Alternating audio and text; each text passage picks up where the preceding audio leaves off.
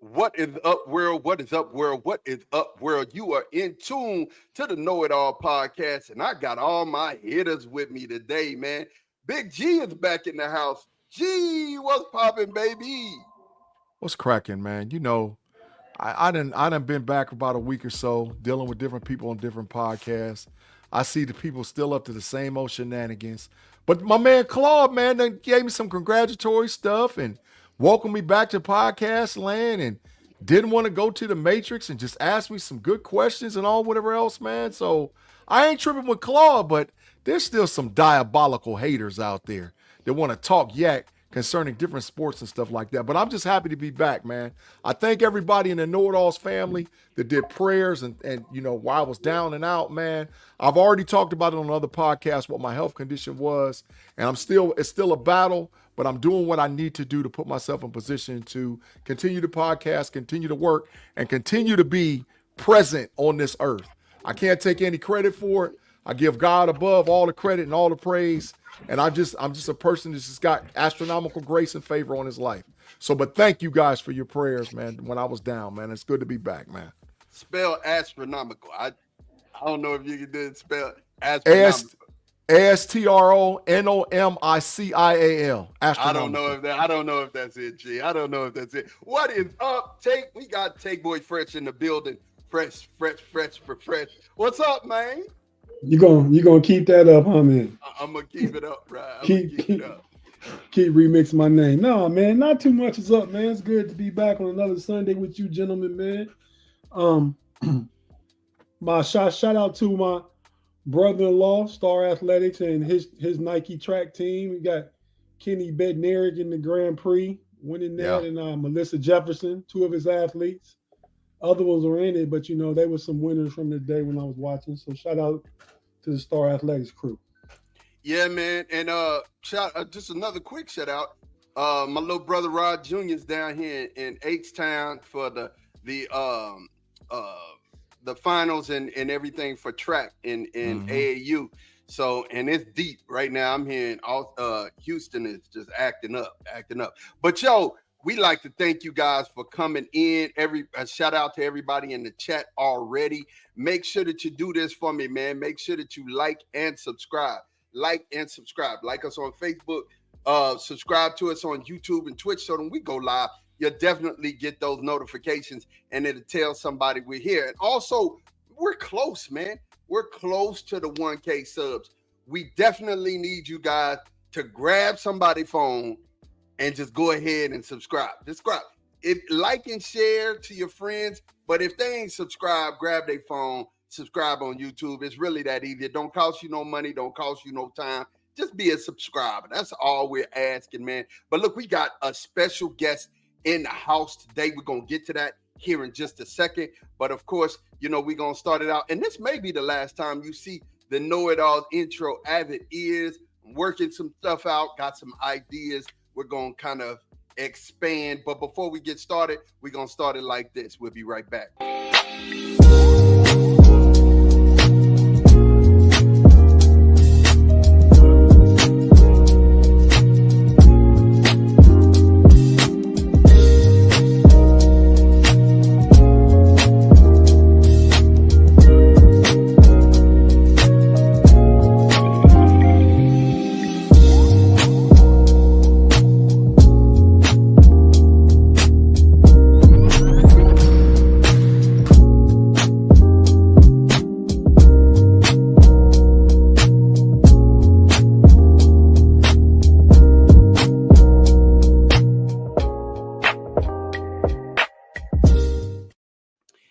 And we are back, and we have our special guest here on the Know It Alls. And G, I'll let you take it, man. Take it away, bro.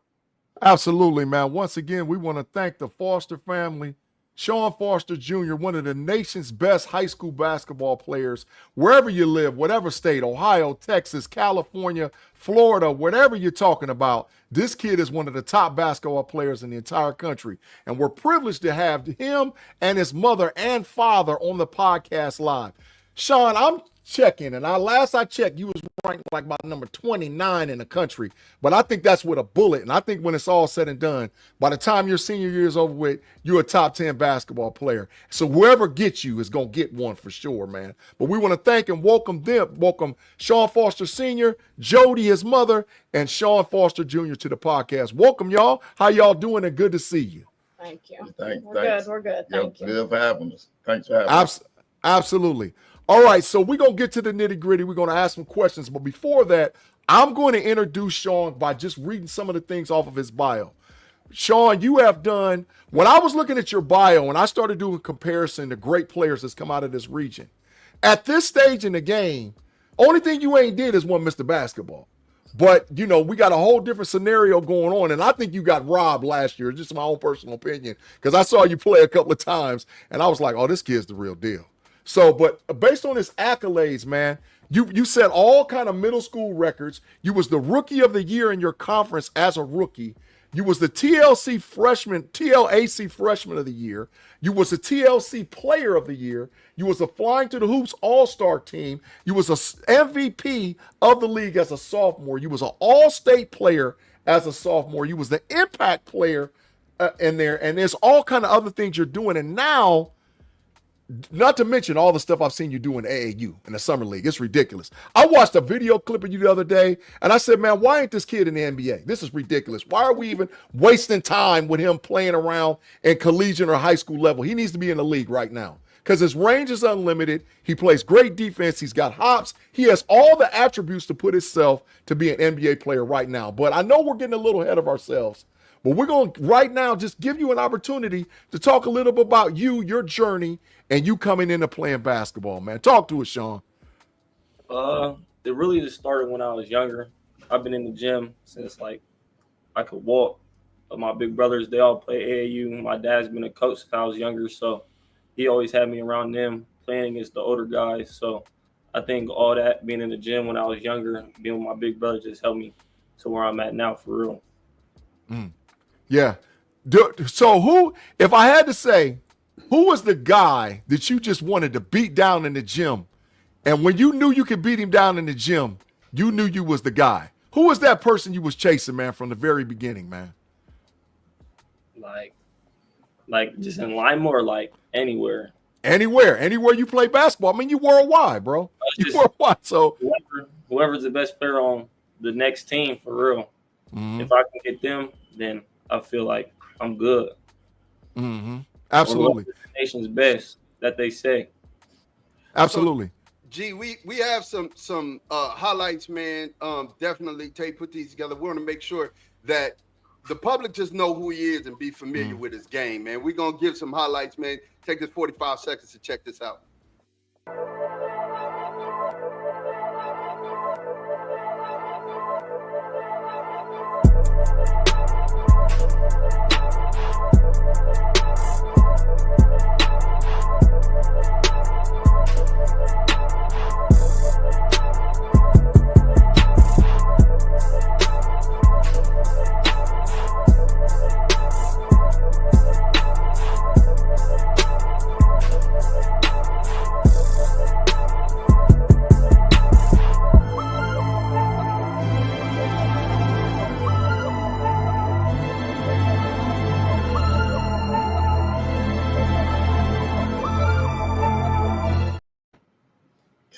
Nice. See what I'm talking about? That's all world.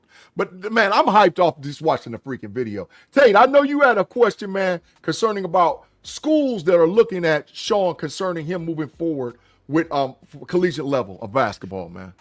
Yeah, man. First, I want to just thank everybody, the Foster fans, for being with us. Foss, what's happening, man? Little Foss, Big Foss, you know we go way back to way back. Yes, sir. I don't even know if you remember, man. You remember back in the day, we probably about no more than 8, 9 years old playing YBA ball together back in the day. Yeah, go on that. If it's 8, 9 years old, you know it's way back in the day. Yeah, having fun. That's what we did. Fun. Yeah, that's what we did. But no, I mean, I do want to ask about some interest from some of the D1 schools and stuff like that. But first, this ain't the first time this young man's name came up, man. He great going to his junior year, right, Shawn? Yeah. All right. Well, you know, your loudmouth coach was on this podcast talking about you a couple years ago. So we're gonna go ahead and play the clip from that real quick from when Coach Q was in the building with us right here. Cannot say, man. But there's a kid here. His last name's Foster. They said he's the one.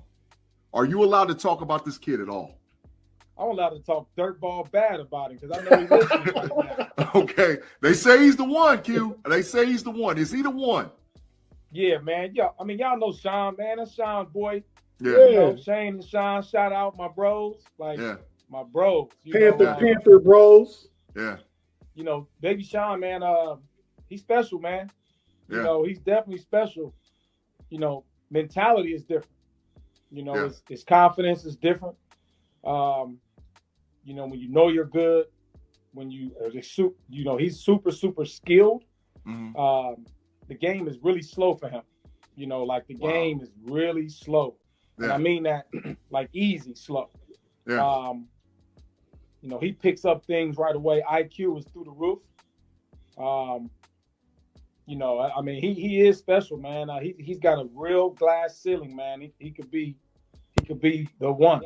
You know, I don't necessarily like. There's a few guys that I said that are pros. Like yo, this kid's a pro. I never said that about my own son. I said it about Tyler. I said it about a couple of my AAU guys, Darius Basin. Yeah. And the guys that I said was going to be pros have been pros. I think baby Shawn, he could be a pro. You know, obviously there's some things that he gotta continue to grow at, continue to get better at. I believe he could be a pro. You know, that didn't change how I'm going to coach him. I'm still going to coach him the same way, probably harder because absolutely he has the ability, you know, over him. But I mean, he's skilled, man. I mean, the game is extremely slow to him. It's easy. And what I've seen from him, because like anybody that's been around Shawn, like they know he's challenged people in certain ways. But now, I mean, like he's grown and matured into a player now where shoot, man, it's scary, man. I mean, if I had to say, he kind of reminds you of a Jamar Butler to a certain degree. You know, when Jamar played, the game was super slow and easy to him. Effortless. You know, the jump shot was effortless. The IQ was through the roof.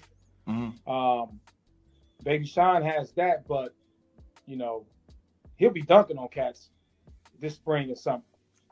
Like love to hear that. As you can see, that was in March of 2023. Yeah, he wasn't even a freshman yet. Nah, right? Into a freshman year, yeah. Okay. So yeah, man. Shout out to the homie Coach Q, man.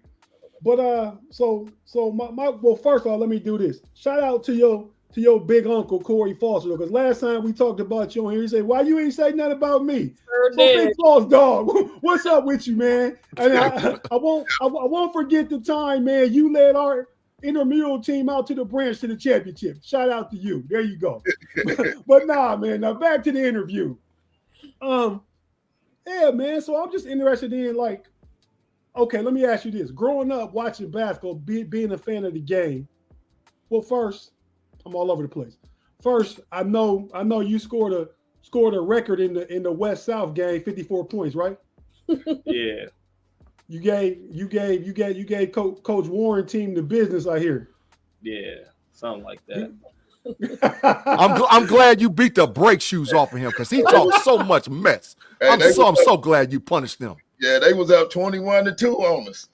21-2? Yeah. Then baby Shawn went on a run on him.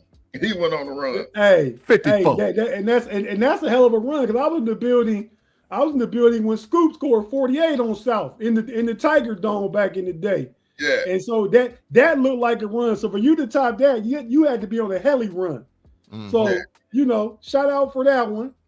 But so growing up, who was your favorite? Who was your favorite player? I'm guessing probably LeBron. I'm just guessing. Yeah. LeBron. You said LeBron. Yeah, LeBron. Yeah. Okay. So let me ask you this: who in your opinion, only your opinion, not what nobody else told you, who better between LeBron and Jordan? LeBron. LeBron. That's what I'm talking about, youngster. Yes, Yeah, sir. Ma, it's just you old head minds that's sticking to the MJ for real. But nah, man. So like you in the college. So Cleveland Cavaliers just drafted Tyrese Proctor, pick 49 in the second round. To me, just from film and tape, man, you better than Tyrese Proctor right now. Facts. Facts. So Total facts. And you going to your junior year. But so I mean, far as schools go, like what schools have recruited you, have interest in you, and what schools might you be looking at, man? Ohio State. I talked to them a lot. Cincinnati. Talked to them a lot. Marquette. I got a good relationship with them. And then South Carolina, I got a good relationship with them. And then some other schools is like Michigan State. USC just called me. University of Wow. Okay. They called me like last week. And then just like Purdue, a lot of Big Ten schools. And then like Butler, I talked to them a little bit. That's dope. So schools like that. That's dope. Well, yeah, I'm sure just going into your junior year that list is going to expand, right? So I was asking the question, John, get out of here, man. Get him out. Get him out. I was asking a question, not just to ask you. I was asking for a friend. You know, people say I was asking for a friend. That friend is Jake Diebler, man. Go Bucks, and that's all I'm gonna say. Y'all go ahead. Ma, you had a question. You had a question for him, Ma? Yeah, definitely. Shawn, first and foremost, I gotta ask this question to your dad. Like, as a former AAU father, and then I'm going through it with my nephew, and they're playing at high level. He was just playing with 3 SSB. Bro, like, have you got to your wits end with summer league? Like, for real? Like, I mean, is it one of those things where you just get tired at some point of watching how summer league has just expanded and became this whole thing? Yeah. It's really hectic, man. I'm kind of on the glad thing and kind of hate that it's going to be over with. But yeah, it's a lot of time. You know, when you're working every day, you go to the gym with him every day, and you know, it's a job. It's like a second job. You know. Man. And parents should understand you got to invest in your kids. Woo. You know, just stay out of the clubs, weekend, put all that money and time back into your kids. You know, we did it with all our kids, and all of them doing good. He should get a free education. Isaiah, our other son, play football. He going to school, playing D2 at Tiffin. That's a blessing. Free education, you know. But it was plenty of weekends where me and my wife had to, you know, drive him to Columbus, Toledo. Then was our Saturdays. Take him down there to work out for football. Baby Shawn, when he was young, I get dudes to call me from Cleveland, Michigan, Toledo. Hey, we got a game. Hey, we hop in the car, we gone. You know, just that time, we invested a lot of time in them, you know. Yeah. It don't got nothing to do with it. It was a lot of the time, and you got to put time in your kids if you want the results. Man, listen, I know this. You know, the trips to Vegas, the trips to Dallas, the hotel room. Listen, man, I got it. Like I get it. I understand for real. And Baby Shawn, this is what I want to ask. As far as that whole experience this summer, you know, you played on the circuit, correct? Yeah. Okay. How was that experience? Being on the circuit from just being in a regular AAU, because if for those that don't know, regular AAU is different from the circuit, right? Yeah. The circuit is totally different. The circuit is sponsored and everything, and it's different. So how was that this year playing on the circuit, bro? I think the 3SSB circuit, I think it was good. I got a lot of exposure. The camera was always on me for real, and then the competition was good. But like people don't think 3SSB is as good as any other circuit, but I think 3SSB probably one of the best circuits, if not the best circuit. Yeah. It was just competition everywhere. Yeah. Were you in Rock Hill, by the way? Yeah. My nephew was in Rock Hill this year. Their team was from Austin and definitely went up there. They were talking about it was a lot of competition. Yeah. What was the name of the team that you played on again? Phenom United. Okay, and y'all didn't go to Cali though, right? No. Yeah. Okay. 17. Yeah, the 17 youth did. Yeah. Oh, okay. Yeah, they went to Cali. They finished out in Cali like a week ago, I think it was. Yeah. But definitely playing in 3SSB, which is Adidas, by the way. Yeah. It's a different circuit. It's a different thing. And to the parents, you guys, great job. I know y'all tired. Y'all ready to take a break because the hotel rooms and the driving and the flying gets on your nerves. But definitely, I think it's for a good purpose. And hearing all the schools that you guys have been recruited by and touched by, I think it's going to pay off in the end. Big G, back on you, man. Yeah, the fans or the people that watch us on the podcast are screaming for you to go to South Carolina right now. We got multiple people talking about South Carolina Gamecocks. Listen, hell no. Ohio State, bro. What is we talking about? But anyway, it's your choice and your decision. But I'm always gonna be biased. But listen, this is a question I have for you, man. If those people that don't know that you've played your first 2 years of high school basketball in the OHSAA for Lima Sr. and Coach Q, that was the guy that ran the clip right before. And Coach Q's a friend of the show, friend of the family. We've been friends since we were little kids, right? So now, for those that don't know, I want you to make your own announcement concerning where you're going to transition to play basketball next year for the 2025-2026 basketball season. I'm going to Spire Academy with Coach Kevin Boyle. Yeah. Next year is just going to be fun. It's going to be national schedule, competition every day. The best players in the country are on my team, so I get competition and practice every day. And then I just get to get coached by the best high school coach in the country ever. So it's going to be good. Yeah. I read an article about your coach. Where is that? I'm sorry. Where is Spire at? It's in Geneva, Ohio. It's like 30 minutes. Okay. It's still in Ohio. Okay. Up by Cleveland, you said? Yeah. Okay. Yeah, I read an article about your coach, man, and I was looking at his resume about guys that he put in Division I basketball and guys he put in NBA. I was like, oh my God, like when this dude is like Coach K on the high school level, man. I was like, oh my God. So I was excited to see that. So with transitioning to Spire, like you said, it's a national schedule. So what type of teams will you be playing? Because I know we know about high school teams. It's like in the OHSAA or different states like Texas and all whatever else.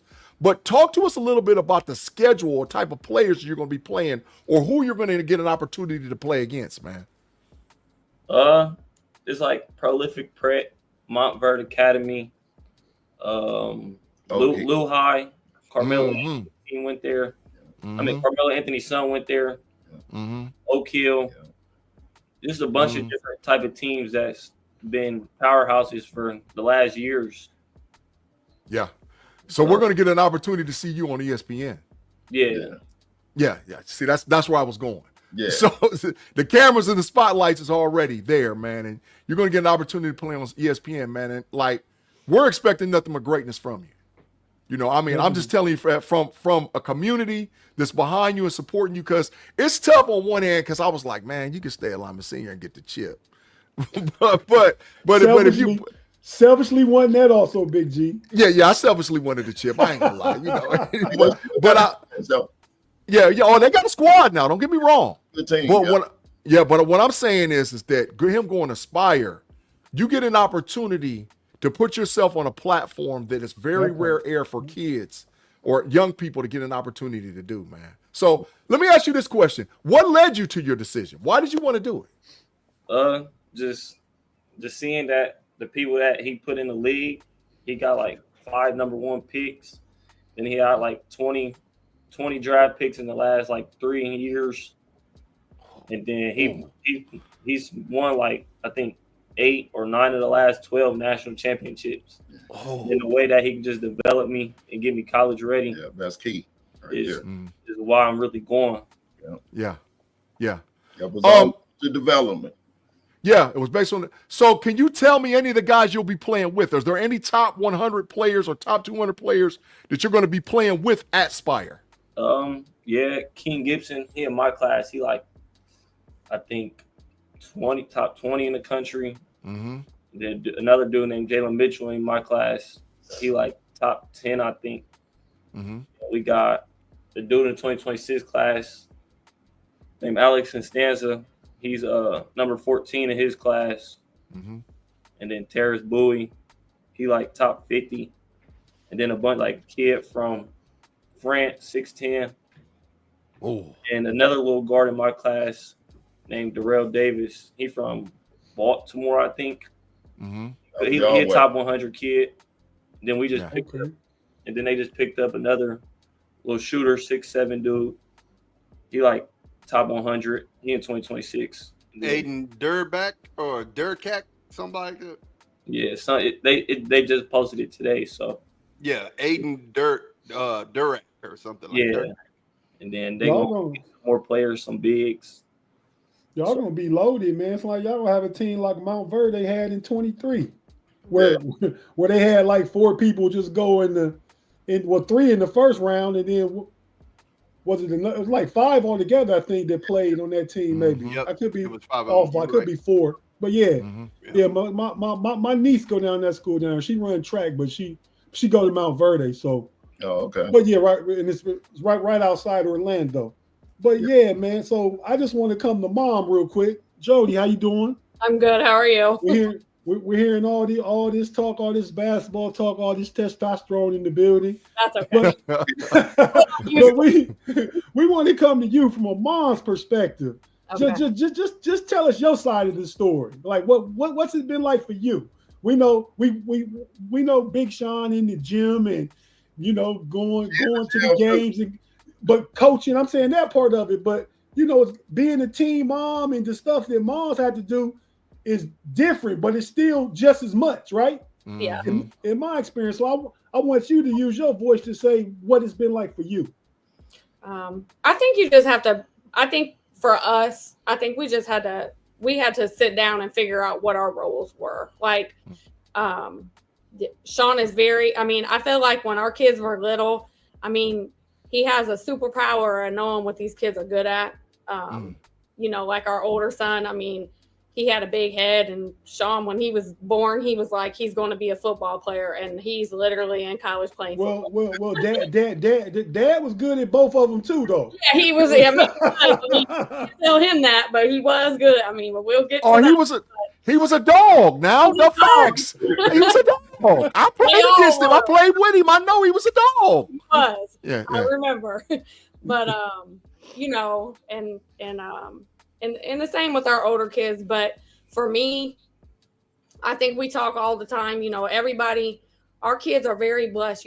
All kids don't have 2 parents, and we tell our kids all the time. You have a good balance. You have a mom and a dad. When he's too much dadding, or I'm too much momming, we're good at balancing each other out. And I tell them all the time. I just want you.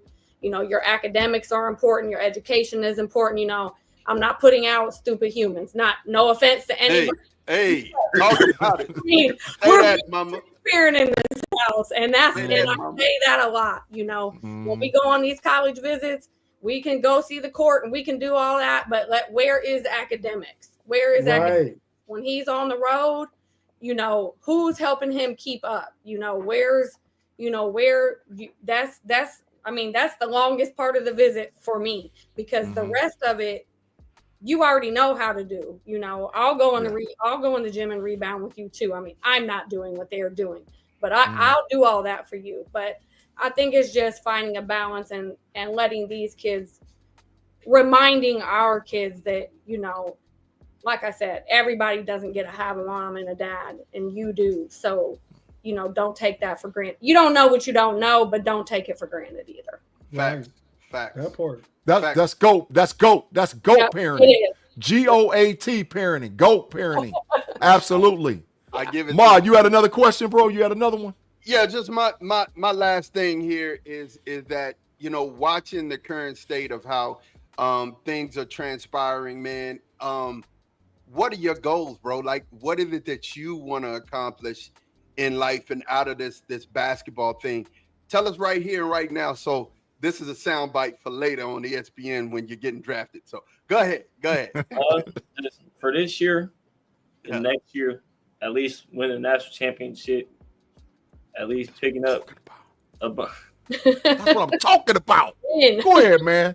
Then pick up a bunch of offers, get into the school I want, at least play as a freshman, if not start, and then just develop from there. Maybe be a one and done, get drafted, and just have a good career in the pros. That's really it. Love it. Man, Love it. Man, you put in so much work, man.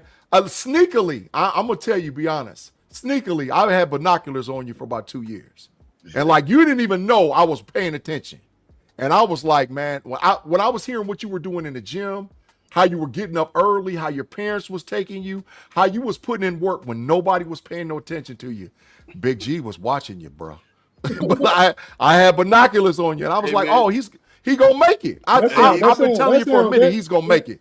That sounds kind of scary. Like you, nah, man, like that, nah, because Foss knows this, and Jodi knows this too. A lot of times, Lima, where we're from, we love our hometown, we love it, man.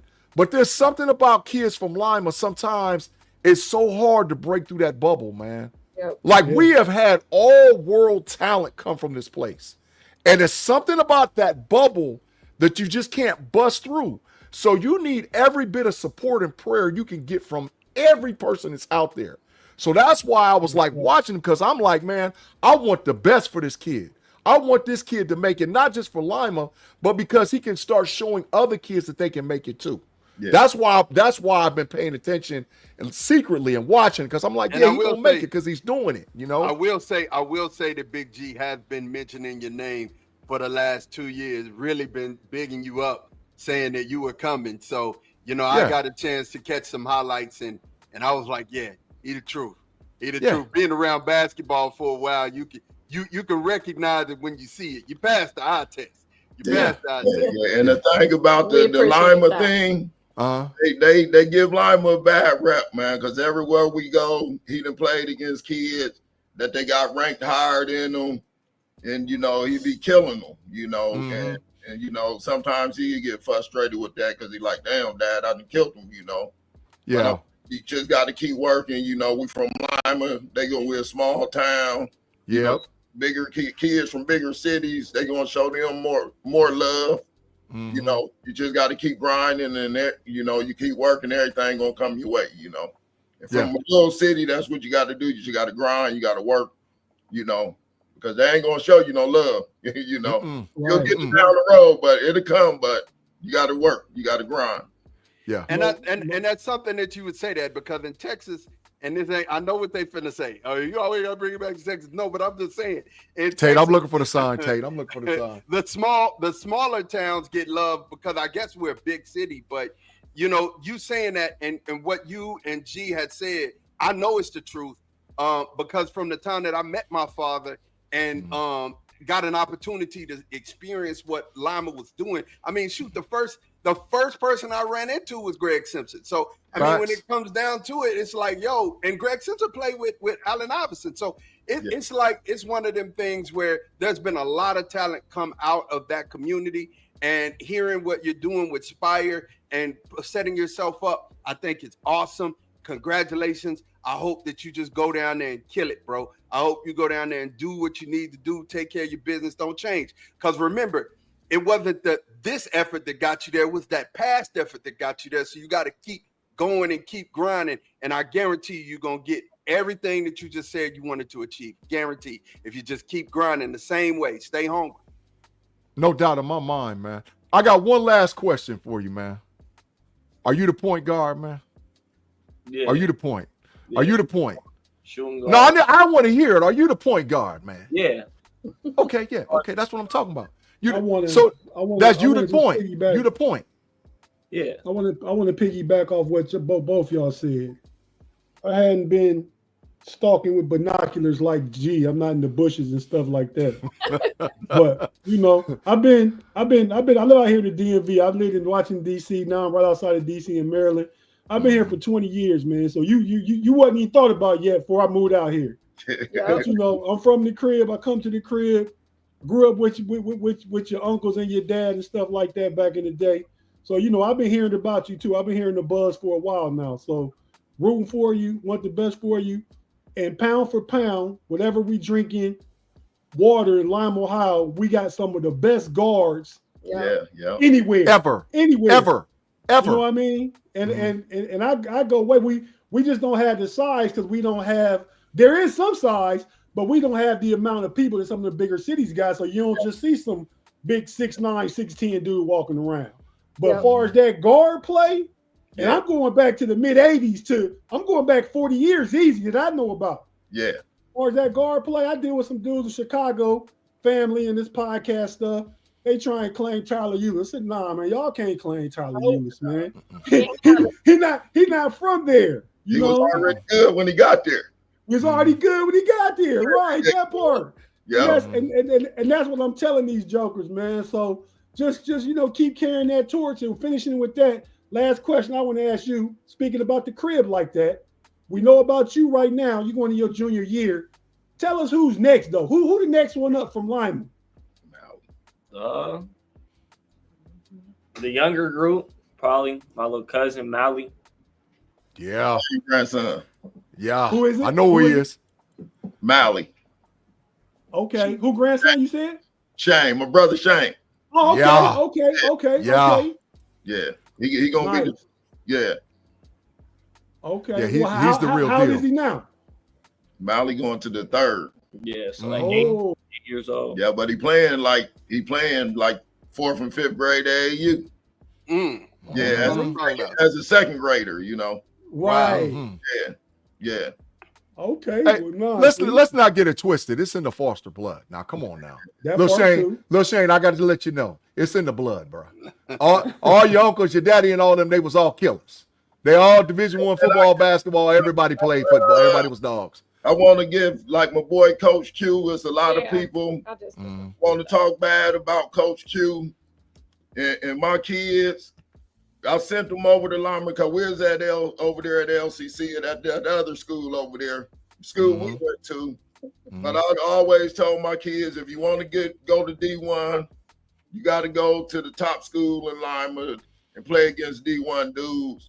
And the thing about Quincy, he got these dudes in the gym every day, and he played against the best competition. You know, you got a lot of kids in Lima that's decent. It's decent kids. It's not getting a lot of offers. It's because these high school coaches around here want to run from competition. Quincy, you know, he want to get you in front of the coaches, get you against the best competition, so it can bring the best out. And when we took Baby Shawn out, you know, it was kind of hard because Q was in our wedding, you know, but Q was like, there's only so much he can do for him in Ohio. So it's best for him to go play against other top kids across the country, you know, so you can reach what you want to reach, you know. Right. It meant a lot to us. I mean, he could have been, I mean, don't get me wrong, he don't want to lose him. Yeah, fact. Yeah.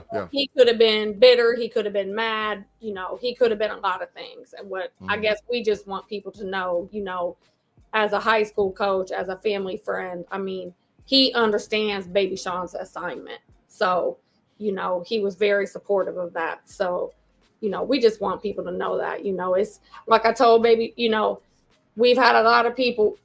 It would be unfair to say that a lot of people didn't have a hand in Baby Shawn getting him to where he is. And, you know, like his AAU coach, you know, Marcus Addy, you know, he coached him for a long time. And like they went up and down. They're best friends now. But, you know, like he told me, you know, it's like Baby Shawn, like you getting a job promotion, you know, you can be in Yeah. one spot and stay comfortable, or you can get uncomfortable and get to the next level, you know. man. And I work at Lima Senior, so I mean it was hard for me. Like, you're not gonna be in my room bugging me for no dang snacks every day, you know. But you know, That's hilarious. yeah, it's the truth. Yeah. But his friends will fill in. It's okay. But Yeah. but you know, there was a lot of, you know, as far as support, you know, Yeah. even people who could selfishly say no, don't go. They haven't done that, and we're very appreciative. Right. Yeah. It takes a village, man. You got And got that more than a village behind. You got family support, and you got the community, and you got your individual village, those closest to you, but everybody rooting for you. And Yeah. shout out to Coach Q. Coach Yeah. Q been doing it for a long time. Coach Q wasn't even coaching. He was out here. I tell you what, X was in like 4th or 5th grade at AAU, playing out here in DC, over there at Berry Farms, even in the hood. You know, he goes looking to put his player. He wasn't coaching in. Put his players where it's tough at. You know what I mean? I'm out there with him back then, going to the X's games with him and stuff. Yeah. And he was like, man, the coach, we sitting in the bleachers, coach, do this, do that. I said, man, why don't you coach? He said, then, man, I'll be the best coach in Ohio if I start coaching. And lo and behold, he wasn't Lima Senior coach then, but he came along some years after. He been doing a great job. He been Lima Senior best coach all time ever. I can say that. Yeah. Yeah, and if from Lima, you want to get some D1 offers, that's where you need to be. That's true. Right. Coach Q, playing against the dogs. Yeah. And he So coached the AU season this summer, so we're still with him. Yeah. Right. Yeah, I saw him out there, Team Lima, killing them. I saw that. Yeah. Hey, but so I got one more statement and one more question. If Mod and Kevin don't have any more questions, I'm we're making done. sure. I just want to thank y'all again for joining us. I appreciate it. We appreciate that. It's good seeing you, man. Yeah. See you on me, but it's good talking to you, bro. You know what I mean? Yeah. It's been a minute. Yeah. My last statement is this. You know, I do a lot of comparisons, and Tate tell me I'll be big biased and have hot takes, and I don't care. But I'm gonna tell you, I sit down on film and I watch players. I watch more football than I watch basketball. When I watch Baby Foss play, he's a mix between the youngest Ball and Jason Kidd. Every time I see him play, that's who he plays like. If you take the ball boy that played for Charlotte, and you take Jason Kidd and push him into one guy, that's him. That's who I see. And listen, I don't give out accolades like that. If you ain't that good, you ain't that good. But so when I watch you play, that's what I see. So this is my question, and this is why I asked you about being the point, right? It takes a different mentality to be a point guard. It takes a completely different mentality, right? And I always said, man, if he would stretch out and be about 6'4", 6'5", he might be a shooter. But no, Doc, you need to rock. So do you feel that the point guard is your natural position, man? Growing up, it wasn't really, but once I got into high school, I think it was more my natural position because, you know, Amari Addy, our point guard, got hurt. So my freshman year, I had to take over and run the point guard as a freshman. And ever since then, I've just been the point guard. So I think it just came with high school, for real. Yeah. Yeah, man. I'm telling you, I see it. I might be a visionary. I might be able to see way out there, but I see Ball and Jason Kidd mixed together, and that's you. That was right. That was a good comp, Big G. I give you a hard time when you say some of that crazy shit. Hey, Falk, this Joker said backstage, Allen Iverson ain't top 25. No, hell no. Oh yeah. Iverson top 25. Thank you, Big G. See what I mean? Nah. I'm biased, man. I admit it. All right, so listen, man, we want to thank you guys. We're not, like we said, we're not going to hold you guys hostage. We thank you so very much for coming on, and we want to invite you guys to come on anytime you want to come on. If you got an announcement you want to make, if you have something you want to talk about where you sign your collegiate letter of intent, anything you want to do, you have our platform at your hands. Whatever you want to do, you're available for the Foster family, because we thank you guys so much for coming on for an interview. Thanks for having me. Thank you. We Yeah. really Thank you. Continued success, and we're praying for you. Keep grinding, man. Keep grinding. Yeah, for sure. absolutely. so much. All right. Thanks, y'all. Thanks, Jody. All right, Big Thank Fox. you. Thank you, y'all. Y'all have a good one. Well, that was our interview with Baby Foster. I'm telling you, an animal, Shawn Foster, is going to be one of the best that you've ever heard in the next couple of years, man. I mean, and that junior class is loaded too. Unbelievable. And I think definitely it'll be one of the better ones in that class. I'm excited to see what he's gonna do this year. For real. And I'm excited for the city of Lima, man. I mean, it's another one of their sons that's out here doing great things. You know what I'm saying? And for Lima to be so small, bro, per capita, y'all be putting them out. Lima be putting them out, bro. Like, for real. Yeah. For Lima to be so small per capita, that's some dogs that come out, man. And we didn't even get into the conversation because I didn't want it to be awkward. But he's leaving his cousin, Willie Foster, at Lima Sr. And Willie's one of the top seniors in the whole freaking country at guard. Willie has hops like John Morant. Go and Google Willie Foster. Google him. It's unbelievable. You know, so for them to split up and, you know, but Lima Sr. still going to have a great team. But, I mean, Willie's a senior, Shawn's a junior. They're neck and neck. They're neck and neck, man. So, listen, what are we talking about?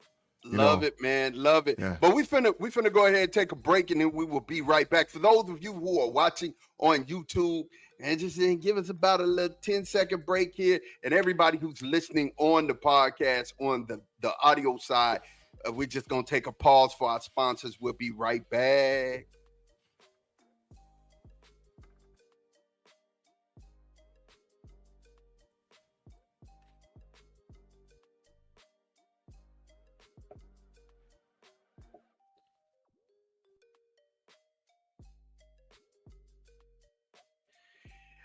Make sure you smash that like button. Let everybody know that you are here and looking at the KnoItAllz. We're fresh off of our interview with baby Shawn Foster.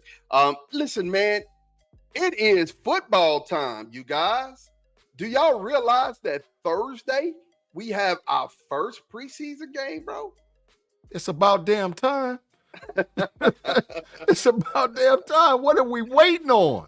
Yeah, you know, man. It's time to go. It's go time. College football, NFL football, high school football. It's go time. Let's go. Yeah, let's go. Yeah. So you excited, Tate? Talk to me, man. Yeah, man. You know, everybody get excited for football season, man. I mean, right now I'm really just rooting my Reds on. Won their 5th game in a row today. They only 6 back of the Cubs right now, but in, I believe, the last spot in the wild card. So we done won 16 out of 22. But as far as football go, I'm ready. I'm excited about the Steelers camp, what they had going on this year. I'm excited about August 30th, that day them Longhorns gonna come into their shoe and get booted out. That's happening. And you know, and it's another good game that day. Your boy K. Klubnik and Nussmeier going at LSU Clemson that night. Yeah, there's a few games. There's a few good games that day. August 30th already marked on the calendar. And I done told Big-G another one of my not hot takes, because all my takes is solid. I told him K. Klubnik gonna be the best quarterback in the country this year, and I'm still standing behind him.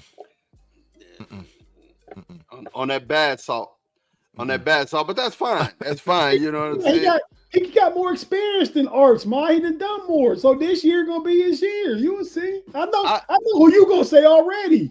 I mean, I hear it. I hear what you're saying. Like, I mean, he's the Austin kid. He's the Texas kid. And I mean, you know, same school as Drew Brees, right? That school. Absolutely. Okay. Drew Brees. Nick Foles. Yeah. Let me tell you about your state. You really can't.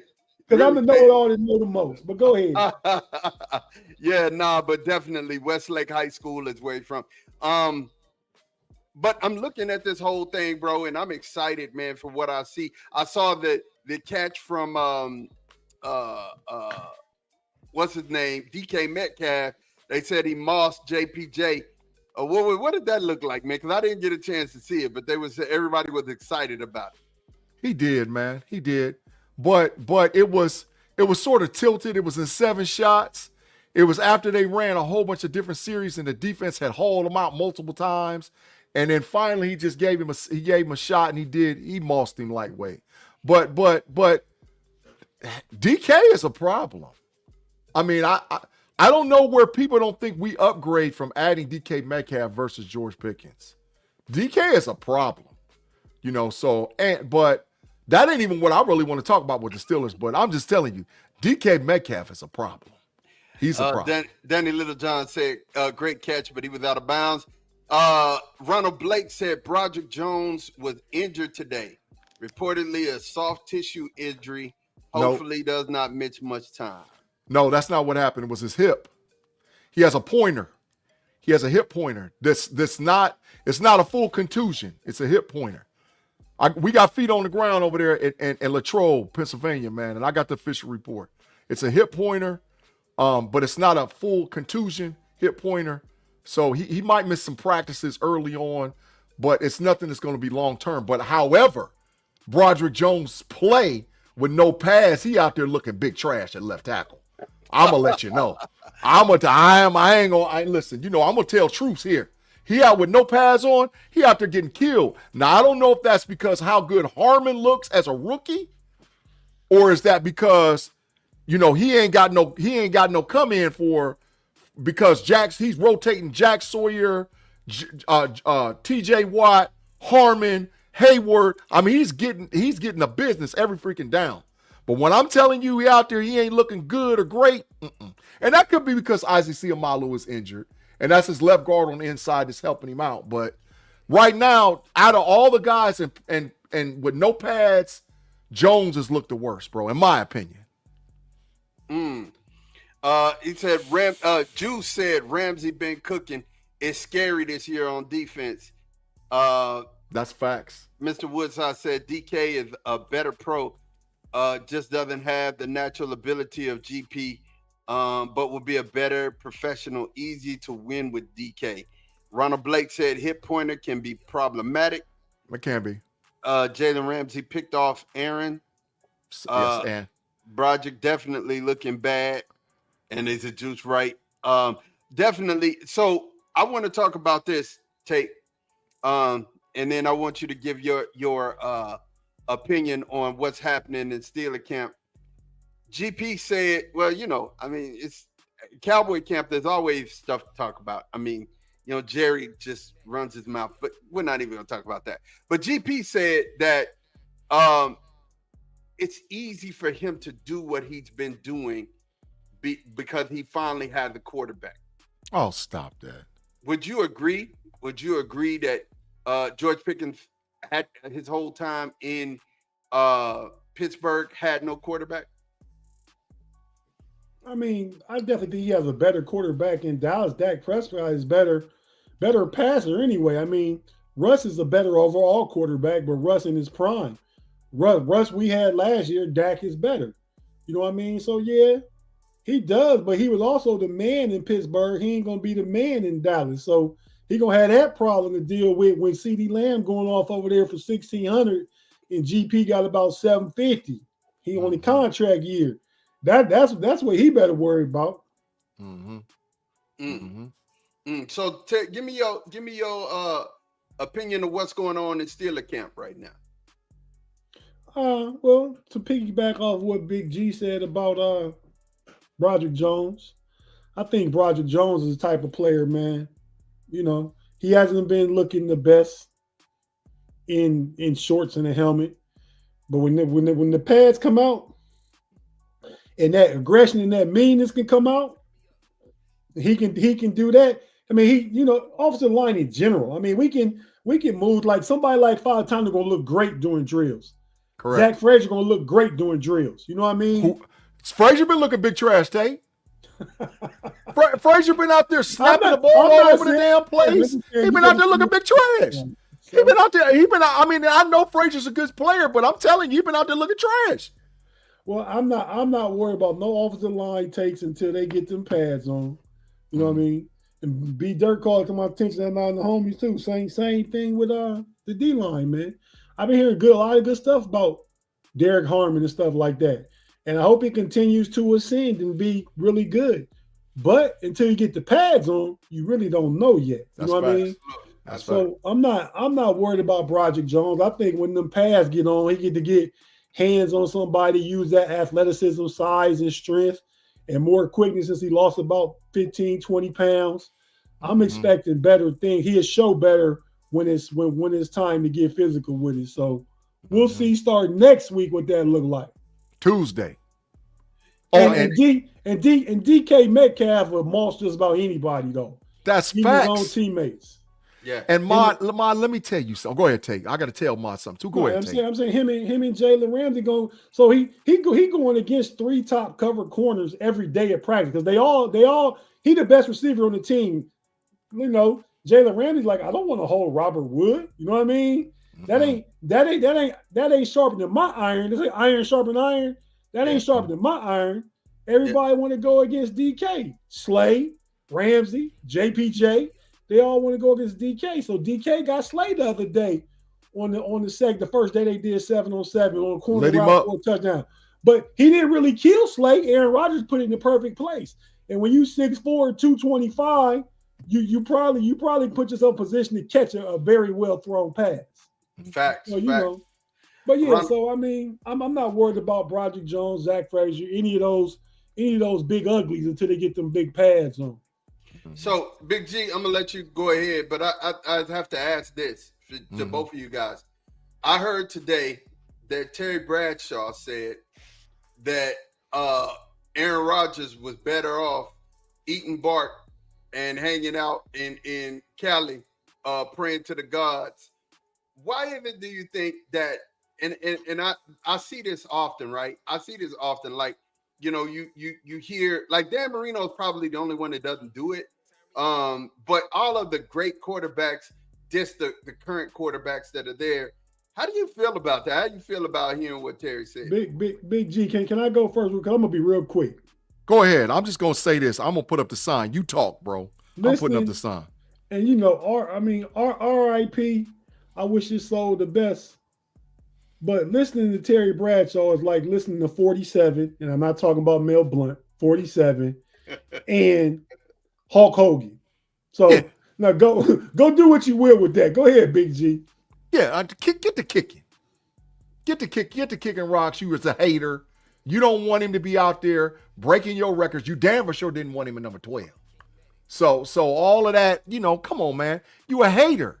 Natural hater. And Terry Bradshaw, your time has passed. You was great as a Steeler. And you, Terry, let's be honest, Terry.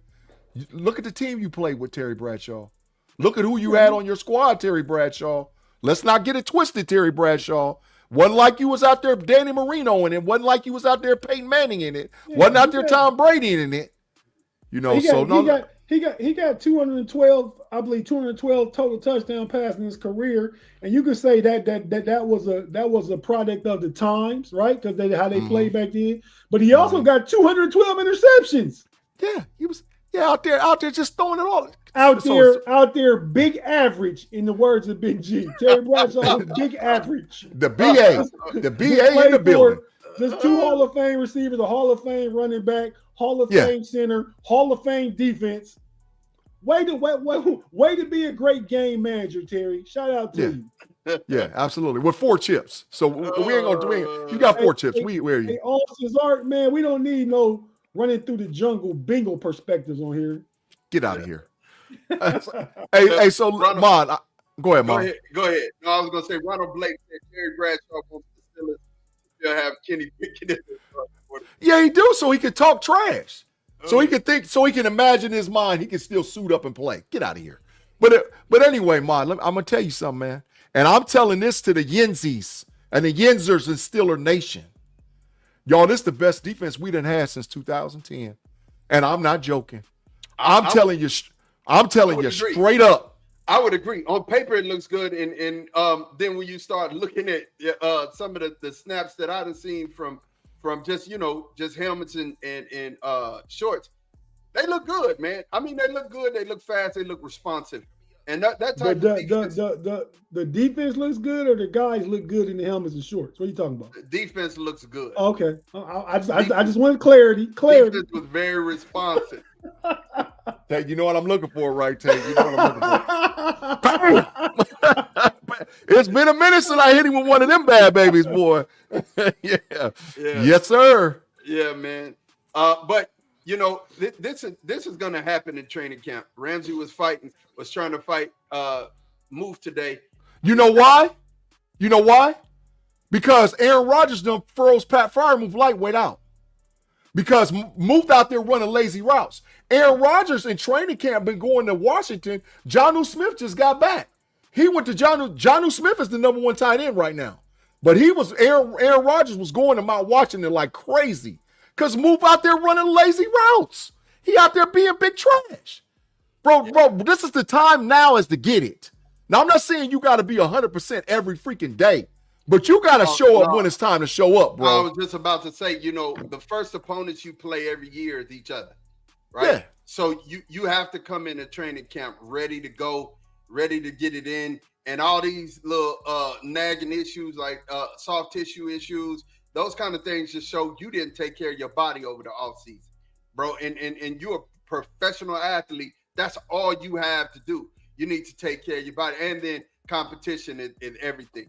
But here, just a couple of news from Cowboys camp, and then we'll get into some other news around the NFL before we, get into our parting shots and everything, and little baseball. Jerry just can't keep his mouth shut, man. I just, it's like this. Here's the deal about Jerry. This is the thing that really pisses me off about Jerry. I'm gonna ask you guys a question. Y'all tell me the truth. Name one big high-profile athlete that Jerry has not signed. Give me one. I'll wait. None. He signs every dang body. But you know what he does? I think he gets joy out of making everybody wait and overpaying everybody. I don't understand it. Mike is going to be the highest paid non-quarterback in the league. And he did it just because of the simple fact that when Micah came back and Mike, they shook hands on the deal, Micah said, I have to confirm this with my agent. And his agent was like, nah, we ain't signing that. And so now Jerry Pride hurt and he's not signing Micah, right? It's stupid, it's dumb. And if it would have been any other GM, the deal would have been done. But it's Jerry Jones. It's Jerry freaking Jones. And he does this every year, and it's just so frustrating. You know what I'm saying? Second thing is, everybody can say what they want to say, but I'm telling you, the coaching hire was a good hire. You know what I'm saying? He is out there. Shotty is tearing them boys up, man, in camp. They're listening to him. He's got the vibe right. They not playing all this old music that they were playing before. It's a new energy around the training camp, and everybody's there. Everybody's showing up. Everybody's doing what they're supposed to do, and they're doing their job. Last but not least, you're seeing Micah and Trey. Of course, I wanted Trey to shut up because Trey done got his money, but Trey is standing right there with his brother. You're seeing a camaraderie that you haven't seen in recent years, and with the new energy shift, I like what I'm seeing. I really do. I like what I'm seeing out here. And Shotty has said that, hey, we're going to run the ball. We got a commitment to running. And that's what you're seeing. You're seeing a lot of that, but it's running back by committee. Even Deuce Vaughn then got some look out there, man. So he had a nice run in camp. I saw a nice run he had. Yeah, him, Blue, and, Williams look strong. So, again, I'm out here and I'm like, okay, so let's see what we're going to do. But Jerry is just messing off training camp, man, just talking and running his mouth. 83 years old, still bumping his gums. And, let me ask y'all, how much do you think Jerry Jones is worth, his net worth? Some billions. It probably got to be about, I'm just going to throw a number out there because I know how much some of the owners is worth. I'm going to say probably about 17, 18 billion. My gosh, Tate, you ought to know it all that knows it all. You hit it on the nod. $17 billion is what Jerry. Now, most of that is the Cowboys. That's your net worth is your total asset. So the Cowboys is his asset. Yeah, but and he's unlike any other billionaire, right? Because most billionaires get rich from something else and then buy a team. Jerry didn't do that. He was rich and then bought the Cowboys and it exploded, right? So the Cowboys is his main thing, which really pisses me off. And then him being the GM, this is a whole other thing. I'll say this. As we talk about him, He's the smartest. I'm not gonna say smartest owner, but he's turned the biggest profit. From when he bought the Cowboys back in was it 1990 around then? Oh no, 88, 89, something like that. Yeah. Okay, late 80s. But Tate, the truth of it, he had the biggest fleece in history. He fleeced Herschel Walker. But I'm still saying for what he bought it for, what it's worth now. Is that's what I'm getting at. It's rival to probably the only person probably done better as far as American franchises is the recent sale of the Lakers. Correct. So I think Jerry Buss got in with the Lakers, Dr. Buss, and got them for cheaper than what Jerry got the Cowboys for in the 90s because Jerry Buss got them boys in the 70s. Facts. And the Lakers just sold for $10 billion about a month or two ago. Yeah. But he had the biggest fleece in history though, bro. But no. That Herschel Walker trade was ridiculous. Listen to this: $140 million in 1989. And what Jerry Buss buy the Lakers for? Let me see.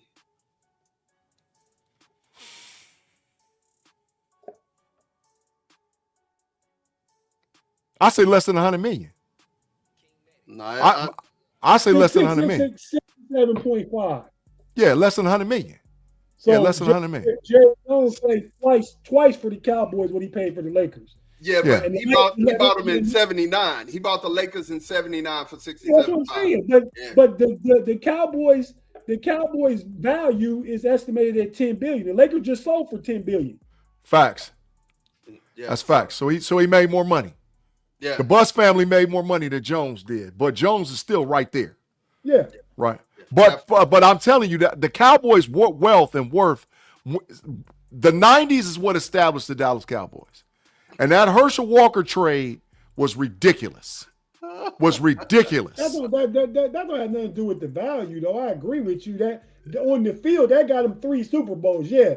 But the Cowboys were already running around talking about their America's team and had the stars and the lining with the up, down, and the first one. Get them out of here. And all that stuff like that.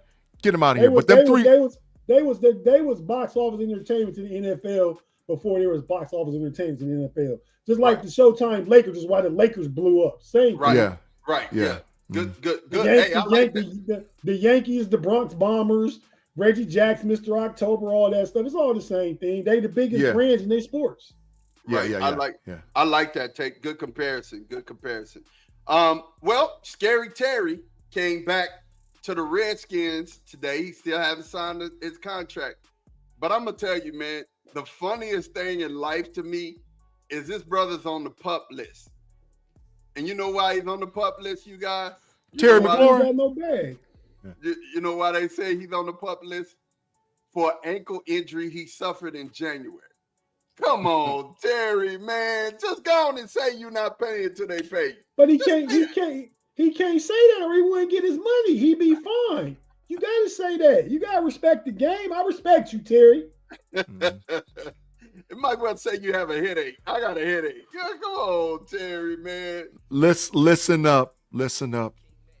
Omar Khan, y'all gonna say I'm zesty and I'm clowning and no Diddy and I don't care. But I'm gonna tell you what Omar Khan done did. He done said I likes you and I wants you. So we can have this the hard way or we can have this the easy way. But the choice is yours. He done told the Commanders, go on, ship Terry to Pittsburgh. Now we can get it the hard way or the easy way, but the choice is yours. And we want Terry McLaurin in the black and gold this season, man. Boy, say the choice is yours. No Diddy. You got to chill. We'll give you a second and a fifth and a future. Come on over here, man. Come on over here. And as we that sound kind of Epsteinish too. What you just said right there. I told you I was gonna say it even before I said it.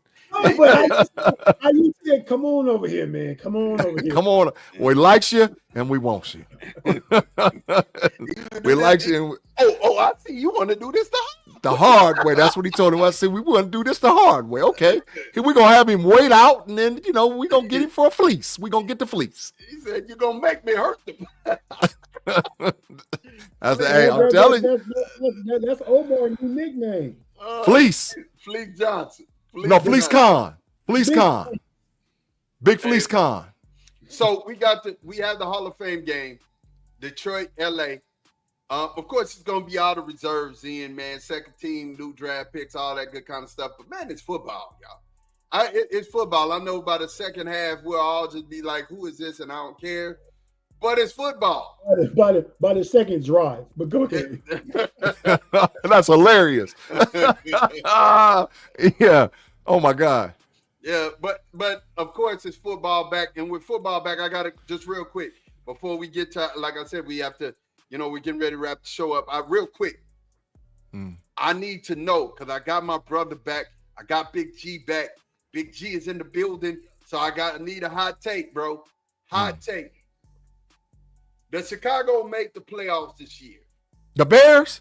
The Bears. Hell no. Hell no. Chicago. Have you been what? Now listen, I can't stand Colin Cowherd.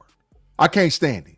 But Colin Cowherd been beat writing and reporting for the Bears. He said Caleb Williams out there looking super trash.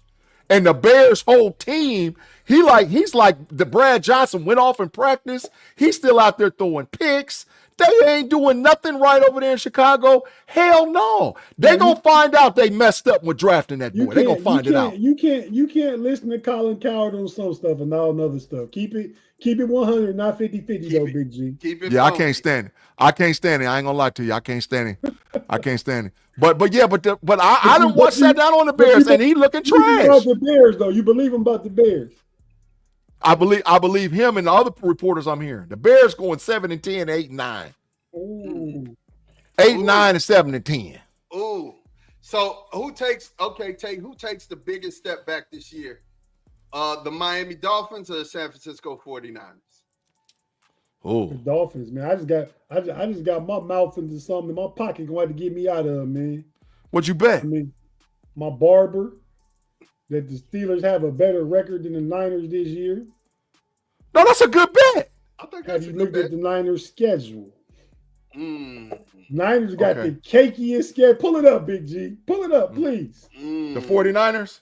49ers Let me schedule this year. The cakiest schedule in the league. Let me see. I said, man. "Oh, I might talk too soon, not knowing the schedule." So you saying that they're gonna win 12? Hey, they could win. Yeah, they're gonna win probably All at right. least 12. So we got the Seahawks. That's an L. You think Right. that's L? That's Yeah, a at Seattle. At Seattle, that's Okay, a loss. okay. Yeah. That's an L. The Saints. That's a win. Yep. The Cardinals. That's an L. Oh, No, hell nice no. win. No, that's a win. That's a Cardinals win. L. Stop that, man. The Jaguars. That's an L. Come on, No, you're stop not- that, you're man. not- Stop you- that. you're not Stop even looking that, at man. realistic, man. It's an You just said two teams that's really bad last year. No. But Look at Big G. Big G. Hold You on, hold know on, the hold schedule. I don't want hold on. perspective. Hold on. Wait. My comeback team of the year is the Jacksonville Jaguars. Well, no, That's my absolutely comeback not. So, but anyway, the 49ers and the Rams. Who you got winning that game? Since I'm just going It's in Los Angeles, the Rams. That's the Rams. Rams. But to me, that's their first loss. So you think that they're beating the Seahawks in I Seattle? think they beat the Seahawks. I do. Okay. All right. I So don't believe in Sam Darnold. okay. So next game, 49ers at the Buccaneers. Loss. Okay. The Buccaneers is the sneakiest team in the NFL. All right. I'm gonna shut up. The Falcons, 49ers playing the Falcons in San Fran. It's gonna be close, but I think the Niners. But man, I don't know, man. It depends on how much Michael Penix improve. But look at it like this. They play the AFC South. They play the NFC South. The AFC South and NFC Oh yeah, South. so all they got is the Texans. All they got is Houston, because Tennessee, Indianapolis, and the big trash Jacksonville Jaguars. That's 3-1. And what's the other team and then they play They got Atlanta, the Colts. Tampa Bay. The Atlanta, Colts got Tampa a Bay. bad team. He said they got the Colts, and we talking about Danny Dimes. Ma, I look at the schedule. I'm going off what it looked like. You sitting there. You sit from hope and wish perspective. Atlanta, I say Atlanta, they- Tampa Bay, and who? Atlanta, Tampa Bay. Who else in that division? New Orleans. And who else? What's the Carolina? Yes. Yeah, Carolina. That's 6-2 between that and them two. That's 6-2. Minimum though, Big G. Could be That's 7-1. 6-2. That's 6-2. Okay, so we're talking about the same 49ers who done lost some pieces. The 49ers done lost some pieces. Like now. who? Well, they saying Brandon. They don't know when Brandon Ayuk gonna be ready, so he might not be ready till week 3, 4, 5. Well, Parasol got a whole camp. He gonna be back. Yeah. Dwayne Didn't they lose Johnson another ain't going linebacker? nowhere. They lost another linebacker. Who? Tell me who. I forget, but they lost a Greenlaw. linebacker. They lost Greenlaw. Greenlaw ain't there. During last season, he quit on the team. Mm-hmm. They wanted him out of there. Hey, And- you look for. I bet if you look at schedule rank, the 49ers is up there. I don't care what Ma's saying about Jacksonville. Oh, and Indianapolis ain't that bad, but Danny Jones is our quarterback. Come on, Ma. Danny Dimes, big trash. He garbage. He didn't never give Dallas no game ever. So wait a minute. So you think y'all think he fits to beat Al Richardson at quarterback? Yeah. I think that's a wrap already. Okay. Yeah. See, Ma, you behind, man. Richardson already on the trade block out in these streets for next year. Yeah, the only thing about the 49ers, they replace all their DBs, basically. Tate, you're right. Yeah, they replace all their DBs. And they've lost a lot. That's what I'm saying. The easiest schedule the 49ers have, the easiest strength of schedule for 2025. See? And I didn't know that. When I looked at it after we bet, I said, ooh, I might have got myself into something real quick. Their Well, their projected win total is 10.5. Okay. All right. And- So all right. So again, all right, that was my second question. Next question for you, Big G. You ready for this one? Yeah. Who's the basement team of the NFL this year? The worst team in the league? Worst team in the league. New Orleans Saints. Cut the deck. Let's keep it pushing. And there's another like you and I want you. Chris Olave's. Listen, Omar done scoped you out over there, man. I likes you and I want you. Now we can get it the hard way or the easy way, but Olave, we're gonna put you in the Steeler uniform. Big G, you like saying that too much, man. It's like natural. Hey man. Hey man, the Boondocks was my show, dog. The Boons was my show, bro. It was my was. show. The Boondocks. The Huey and what's his brother's name? Riley. Yeah, Riley and Huey. Riley and Huey, yeah. Yeah. All right. So Tate, this is for you. So you believe well, no, I asked G this question, but I'm just gonna ask it this way. Who takes in the NFC North, who's the winner and who's the loser in that division? Oh. I'm going Green Bay to winner. Last. Hey man, I believe in Love more than I do Jared Goff with a new offensive coordinator, and they lost their defensive coordinator. I'm not sold on JJ McCarthy, and I think the Bears gonna be better than they was last year, but better for them is 7 or 8 wins. Green Bay 11 and 12. So you think the Detroit and Minnesota both regressing? Even if they good teams, they regressing. Wow. Even if they still good teams, that's gonna be Green Bay division this year. Wow. Love it. Big G, you said that the NFC South is whack. Who wins it? Who loses it? Tampa Bay Buccaneers.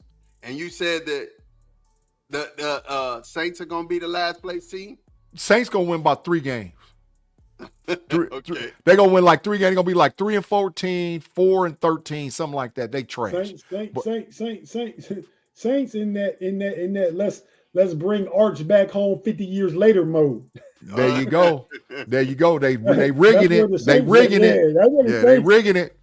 Hey, so this is a hard one, Tate. I waited for this one. It's a difficult one. It's a difficult one. This is a challenging one right here. Oh, that's okay too. This is challenging. AFC West. Kansas City Chiefs win it or no? Oh. They win it. Oh. It don't mean there might not be a more competitive division this year, because it will be, but Patrick Mahomes never done nothing. Justin Herbert, Geno. Give me first to last. So you think the Chiefs are number one? Talk Chiefs to me about won. Chiefs Okay. won. Who's next? Patrick Mahomes, Rasheed Rice getting back after suspension. Mm-hmm. That and they defense killing them. Yeah, young defense. Yeah, Spags over there drawing it up. So yeah, Chiefs number one. Number two, I'll probably go. Tough between Denver and the Chargers, but I'm gonna go. I'm gonna go Denver because I think they both. I think they both build off last year, and Denver started from higher up from last year than the Chargers were.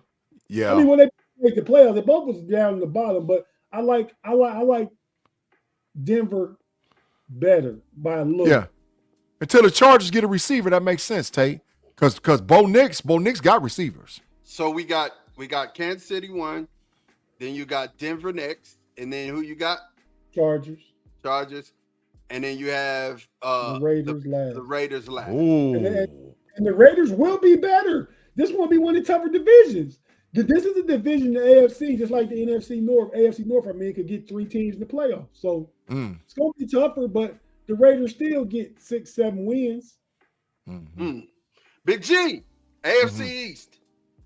Oh, come on, stop it, bro. Buffalo. AFC East. You got Buffalo first? Buffalo. It ain't even close. Okay. Patriots second. Okay.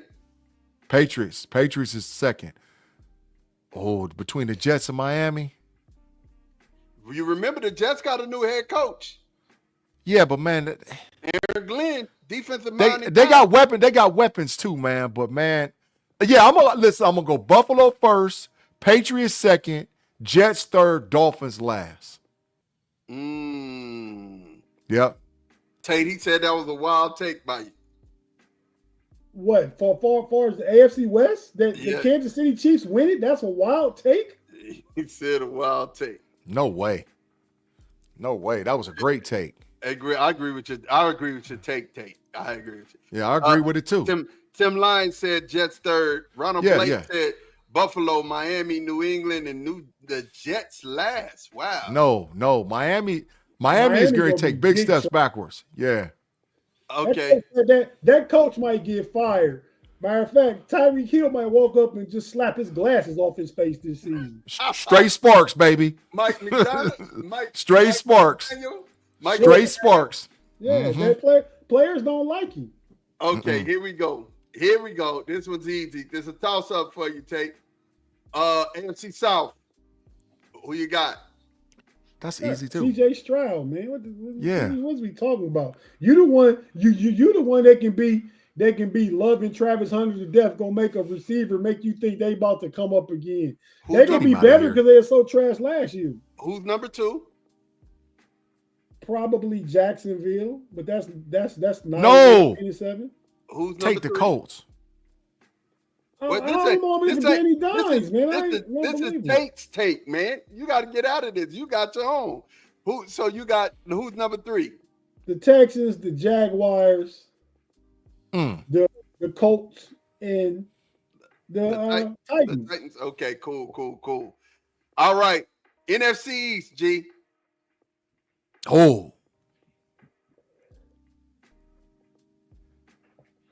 Oh man. Give me the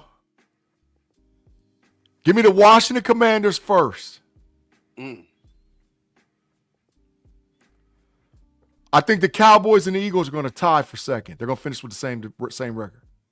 And the Giants are going to finish last. 3 playoff teams? Possibility. Okay. Possibility. Tate Boy Fresh, NFC West. Who we got? Well, that's what got me talking in the barbershop, man.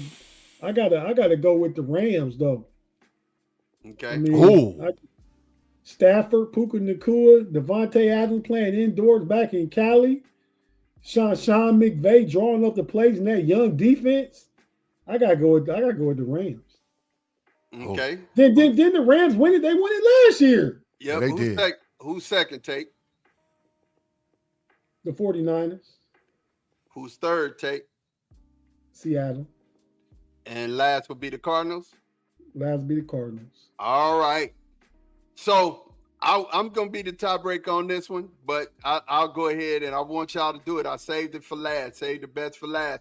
AFC North. Talk to me, man. I'm gonna start with you, G. Who you got winning it? Pittsburgh. All right. Steelers. All right.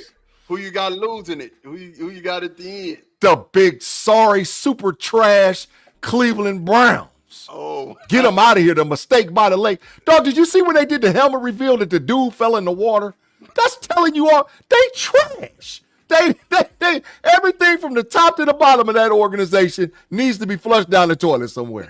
Cleveland last, bro. They last.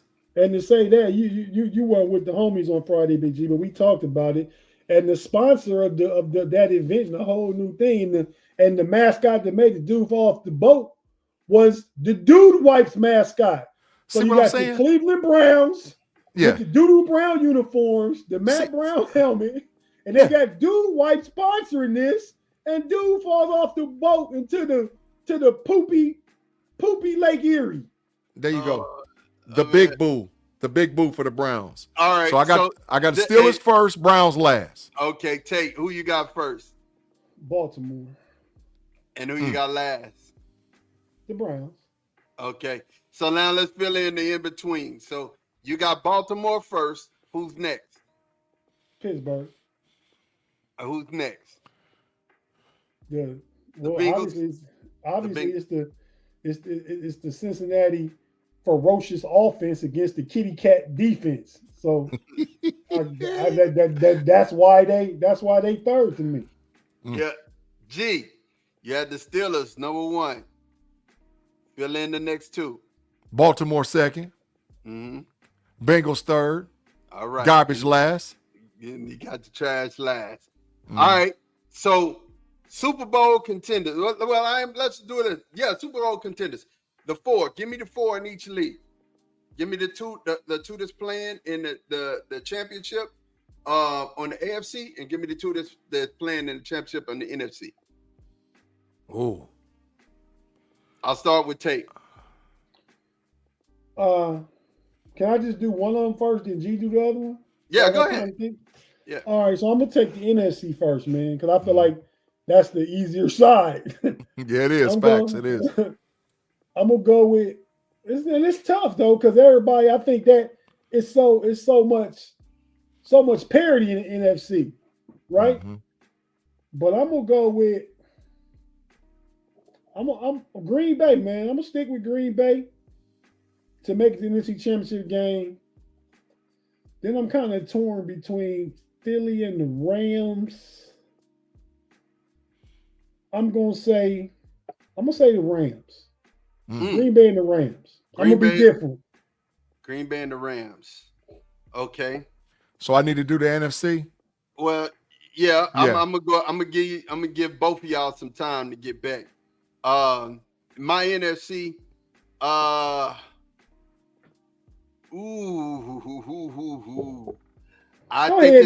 ahead and be a homer, Ma. We know what you're ready to do. I think it's gonna be the Rams, and I think it's going to be Philadelphia. Oh, but I think honestly the Cowboys gonna make a run this year. But I think that we either gonna lose to the Rams or we're gonna lose to the Eagles, one of the two. But I think it'll be the Rams and the Eagles. No, because he didn't do like you, G. You leaned into your bias. I respect that. You leaned into your bias. Pittsburgh. Said it quick, fast, and hurry. Yeah. My other hand, he went all around and seemed like he not just. No, but that's what I genuinely think. Okay. That's my genuine thought. What's a run then? What's a run? You said Dallas will go make a run. I think we'll make it to the playoffs, win one. Yeah, I think we'll win one, and then we'll run into either the Rams or the Eagles, and that'll keep us from getting to the NFC Championship. But that's where it is. So, I think. So you got y'all beating the Commanders. Oh yeah. I think we'll be second place in our division. If we're not first, we'll be second. Yeah. G, go ahead, man. With your two picks Give us your 4. You know what I'm saying? Oh, and let me give my AFC. AFC is gonna be. Wait. Let me do my NFC, and then we'll all do the AFC. Okay, go ahead. I got the Philadelphia Eagles playing the Tampa Bay Buccaneers in the NFC Championship game. I can get down with you with the Eagles because I was close, but Tampa Bay ain't gonna win their division in my book.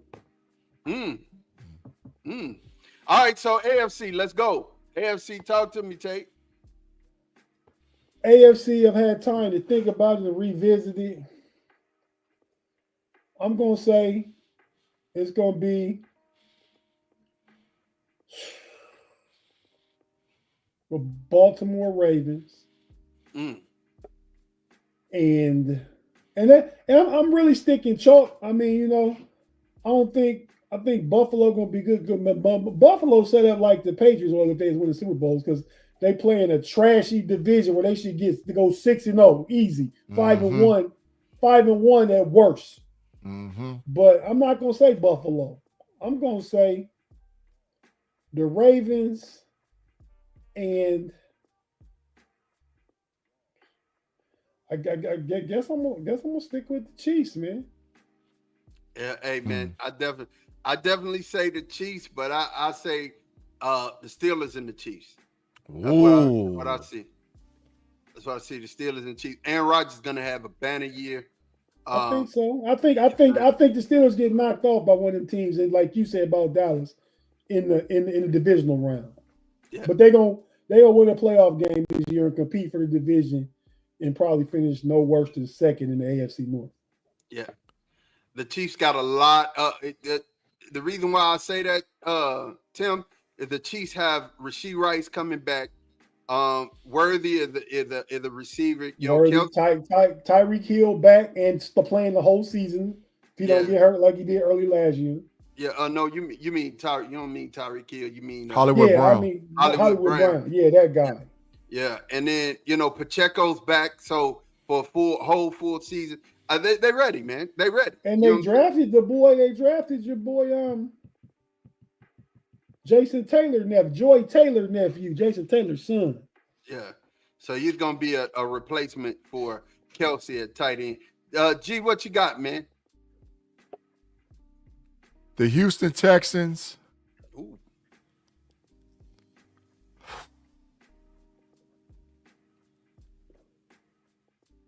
Buffalo. Houston and Buffalo. And I think this. Go ahead. G. I think either Houston or Buffalo knocks us out. Right? Yeah, I think either Houston or Buffalo knocks us out.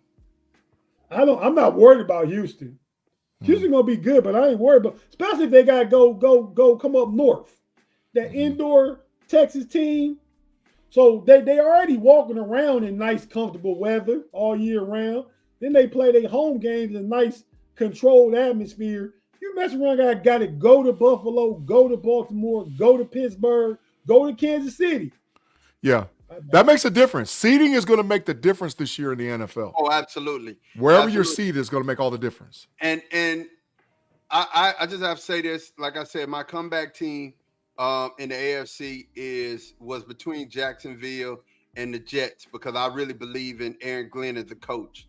And I think that Jacksonville had a lot of injuries last year, and they're going to be back.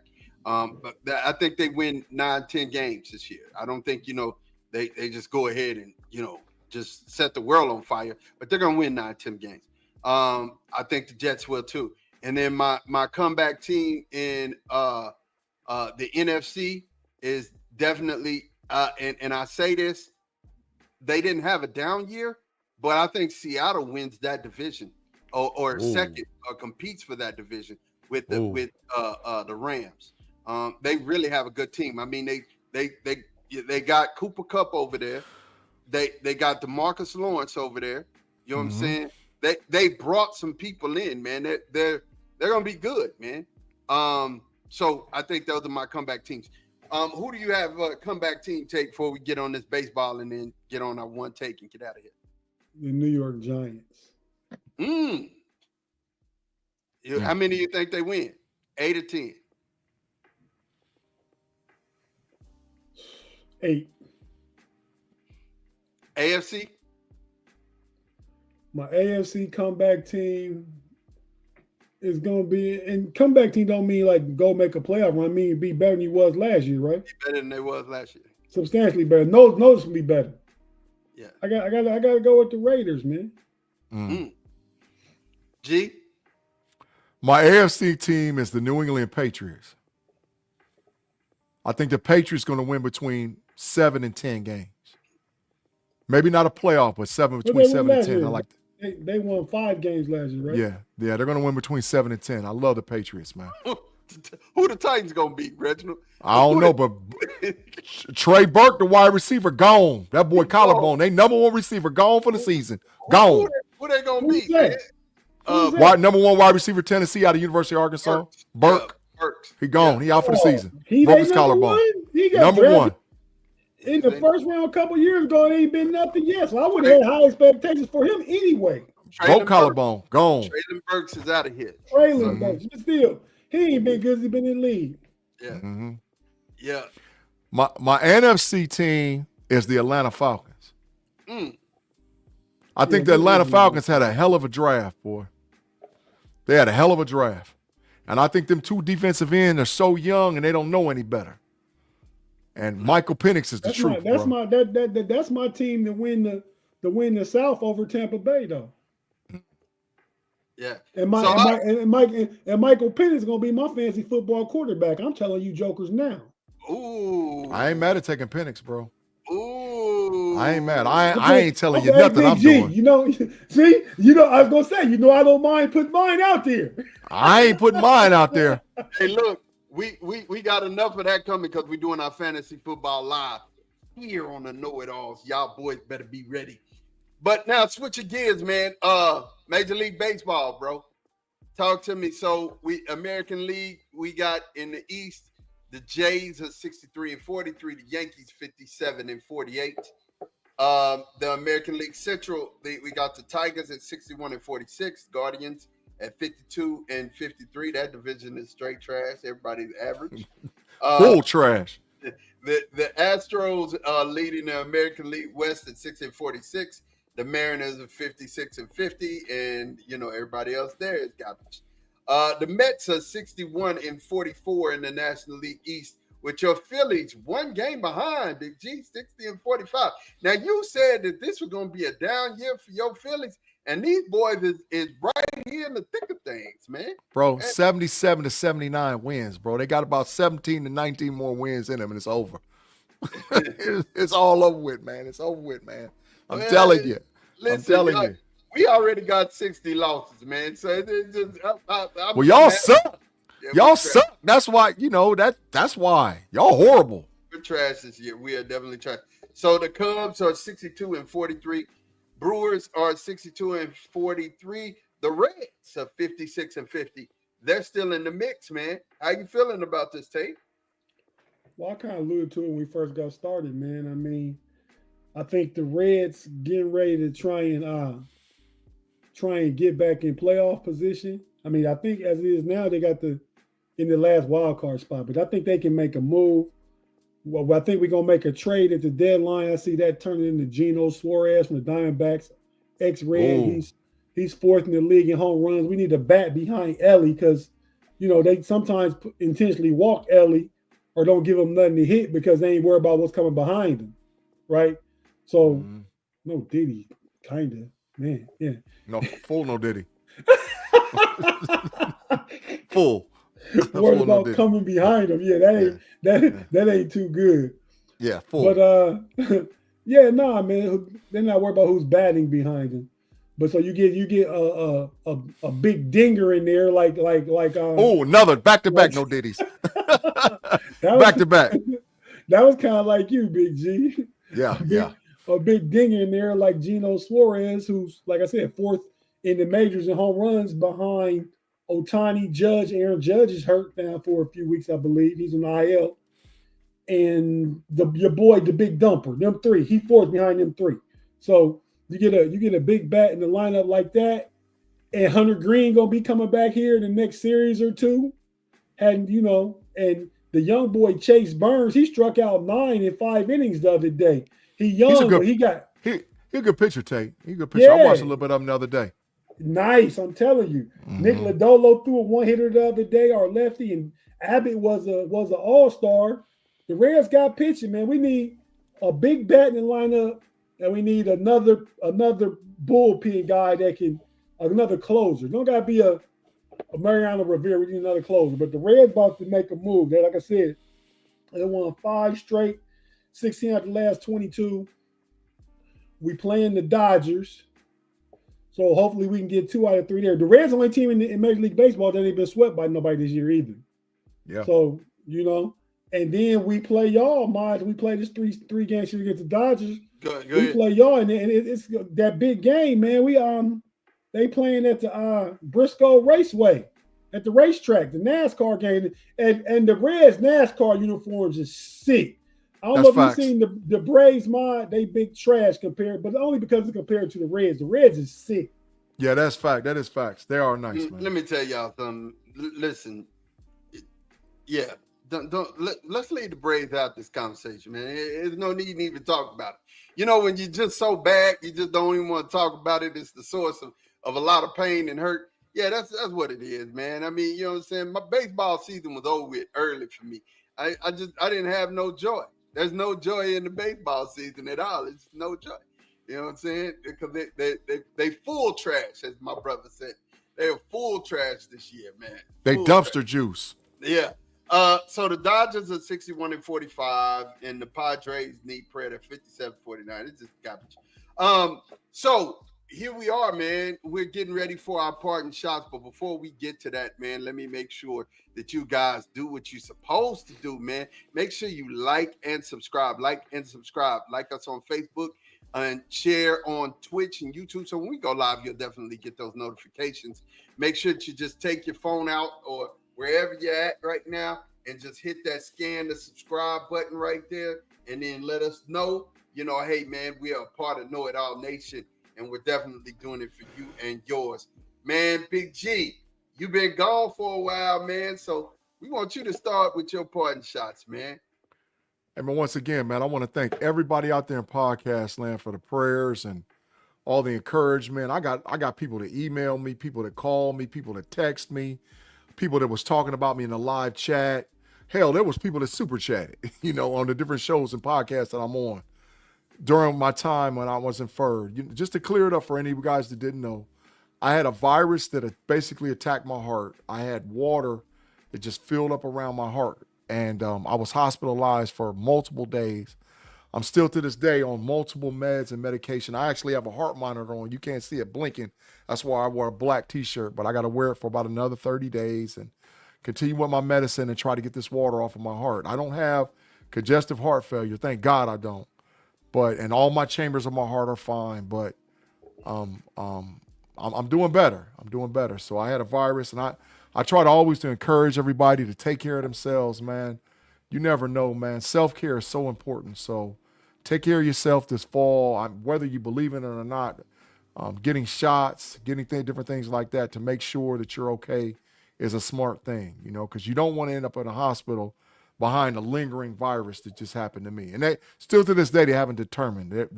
They've ran all kind of tests. They've took so much blood from me, it's ridiculous. And they have not been able to determine what it is, but the chamber of my heart filled up with water. So that's what happened. But I'm happy to be back. More than ever, I'm happy to be back. We're 113 subscribers away from our 1K subs, and we've been going at that for a while. So we appreciate everybody that rocks with us and subscribes with us. But I'm glad to be back, man, with the people. Thank you, Austin Arts, man. I appreciate it. All right, so this is my take, man. This is my big G burner. It's college football season, man. I'm saying it right now for all y'all that don't know, because it's NFL season. We talked a lot, and maybe the next show we're going to talk a little bit about college football. There is more parity in college football in the 2025 season than you've ever seen in your life. The playoffs are wide open. Anybody can win the playoff. There's at least from the Power 5, Power 4 conferences, there's 3 or more teams in every last one of those conferences that can win a national championship. Teams are loaded. and you're going to see parity. You're going to see teams lose 2 games, and this might even be the first time you see a 3-loss team in the playoff. That's how good teams are this year. I hope they don't go biased with the SEC, because it's ridiculous if they go biased, because top to bottom, the Big Ten might be just as good or better than the SEC. But the ACC's got some contenders too, and the Big 12's got some contenders. There's some teams down there in the 12 that can play. Texas Tech can play. Baylor can play. Utah can play. So I'm looking forward to college football season just as much as I'm looking forward to pros. Make sure you check me out on the Level Up College Football Podcast on Mondays. We're going to start back up really soon, but we got some big changes coming. I got a couple of new co-hosts. The fellas don't even know about what's done changed with the College Football Level Up Podcast. I'm going to announce it probably next week, but we got the whole change of format and everything. So big changes coming with that. You can catch me every Tuesday on the Steelers Almighty Show. We're over there with Big B, man. We're over there jamming out, talking Steelers every Tuesday at 8 p.m. Eastern Standard Time. And on Wednesday, you can catch me with Tate Boy Fresh, Shannon, and Kirby on Smash the Gas and Pump Your Brakes on Steel Curtain Network. So great to be back. Hope you guys like and subscribe and follow all of those channels. And that's all I got, man, for the KnoItAllz Podcast this Sunday, man. Yeah, man. That's what I'm talking about. Big Tate, man, it's on you. What you gonna do? Hey, man, shout out to Big G. Glad to have you back, G. Was praying for you. You got a lot of people supporting you and was thinking of you and praying for you. A lot of people out here in podcast world was checking on you too, man. So yeah, you know, we're glad to have you back. And we need to talk, Big G, about some other things too, man. I'll just put that out there between me and you, but we'll talk about it. Mm-hmm. And yeah, man. So we got a good, heartwarming story from Big G about his, his journey through that, few weeks through that, and out on the other side, and it's a blessing, and we're all happy for that. For whatever reason, I don't know yet what it's going to be until we hear it, but mine going to take us to some type of church. He always do. And I don't usually do this, but I'm going to do it now, man, because I'm just sick of it. And these guys know me, know I used to do it all the time, but I've backed off the last few years or so, 6 years, 8 years. When I was dealing with my stuff, I backed off. I didn't have the energy. But I want to speak a little bit, not picking a side one way or the other. I want to speak a little bit from a political perspective, man. I don't know what this mess is we have going on in America right now. I don't know. Used to be the land of the free, the home of the brave. You know, we had all type of civil liberties and all type of stuff. And all these things are getting taken away slowly but surely. You know what I mean? And I don't understand it, man. I don't understand what's happening. I don't understand how people can be on board with this and let this happen. I just don't get it. I mean, a lot of people work years and years and years and paid into Medicare and Medicaid. They want to take that away, but you paid into it. You know what I mean? It's just like, and to me, the people that's saying and pounding their fists about a lot of this stuff are the same people that claim to be good Christians. You know what I mean? Those people that don't want to help your fellow man, that pull yourself up by your bootstraps. I don't need to help my brother. You know what I mean? And we got an administration that want to air all the dirty laundry about files that have been sealed regarding RFK, JFK, Martin Luther King, all these things. Oh, I promise to release the Epstein files. Until you might come up in the Epstein files. Since when has a president named a former defense attorney of his own to be both of them, the two high ups in the Department of Justice?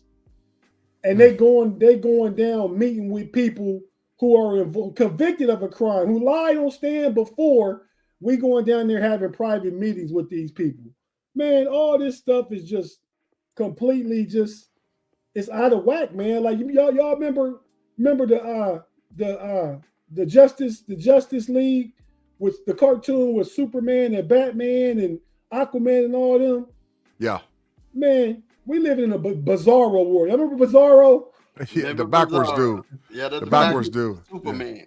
Yeah. We live in the bizarro world, man. And I just want to see, and I could be a Democrat, I could be a Republican, I could be an independent.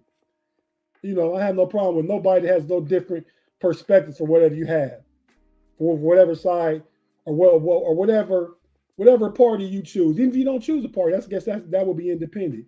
But yeah, man, we gotta do better in America, just in general. Just some of the stuff that we letting change. I mean, this whole deportation stuff. I don't think it's about anything else. Like, these people ain't taking no jobs from jobs that we want to do. You know what I mean? The whole thing to me with the people that's doing it, it's about the colorization of America. They're trying to slow that down. They don't want to see brown skinned people here.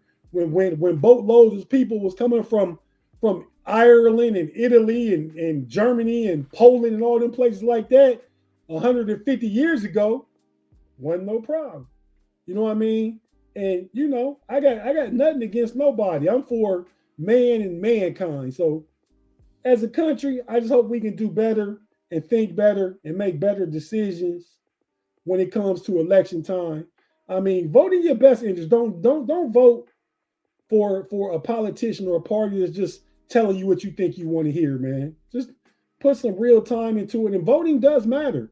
I mean, it's not voting season right now, but it's about to be campaign season, though. You need to listen to some of these people, know their platforms, know what they stand for, and know them for how they look at certain issues and if they're speaking for somebody like you. So with that being said, man, I'm going to get off my political soapbox, but I just felt like that needed to be said.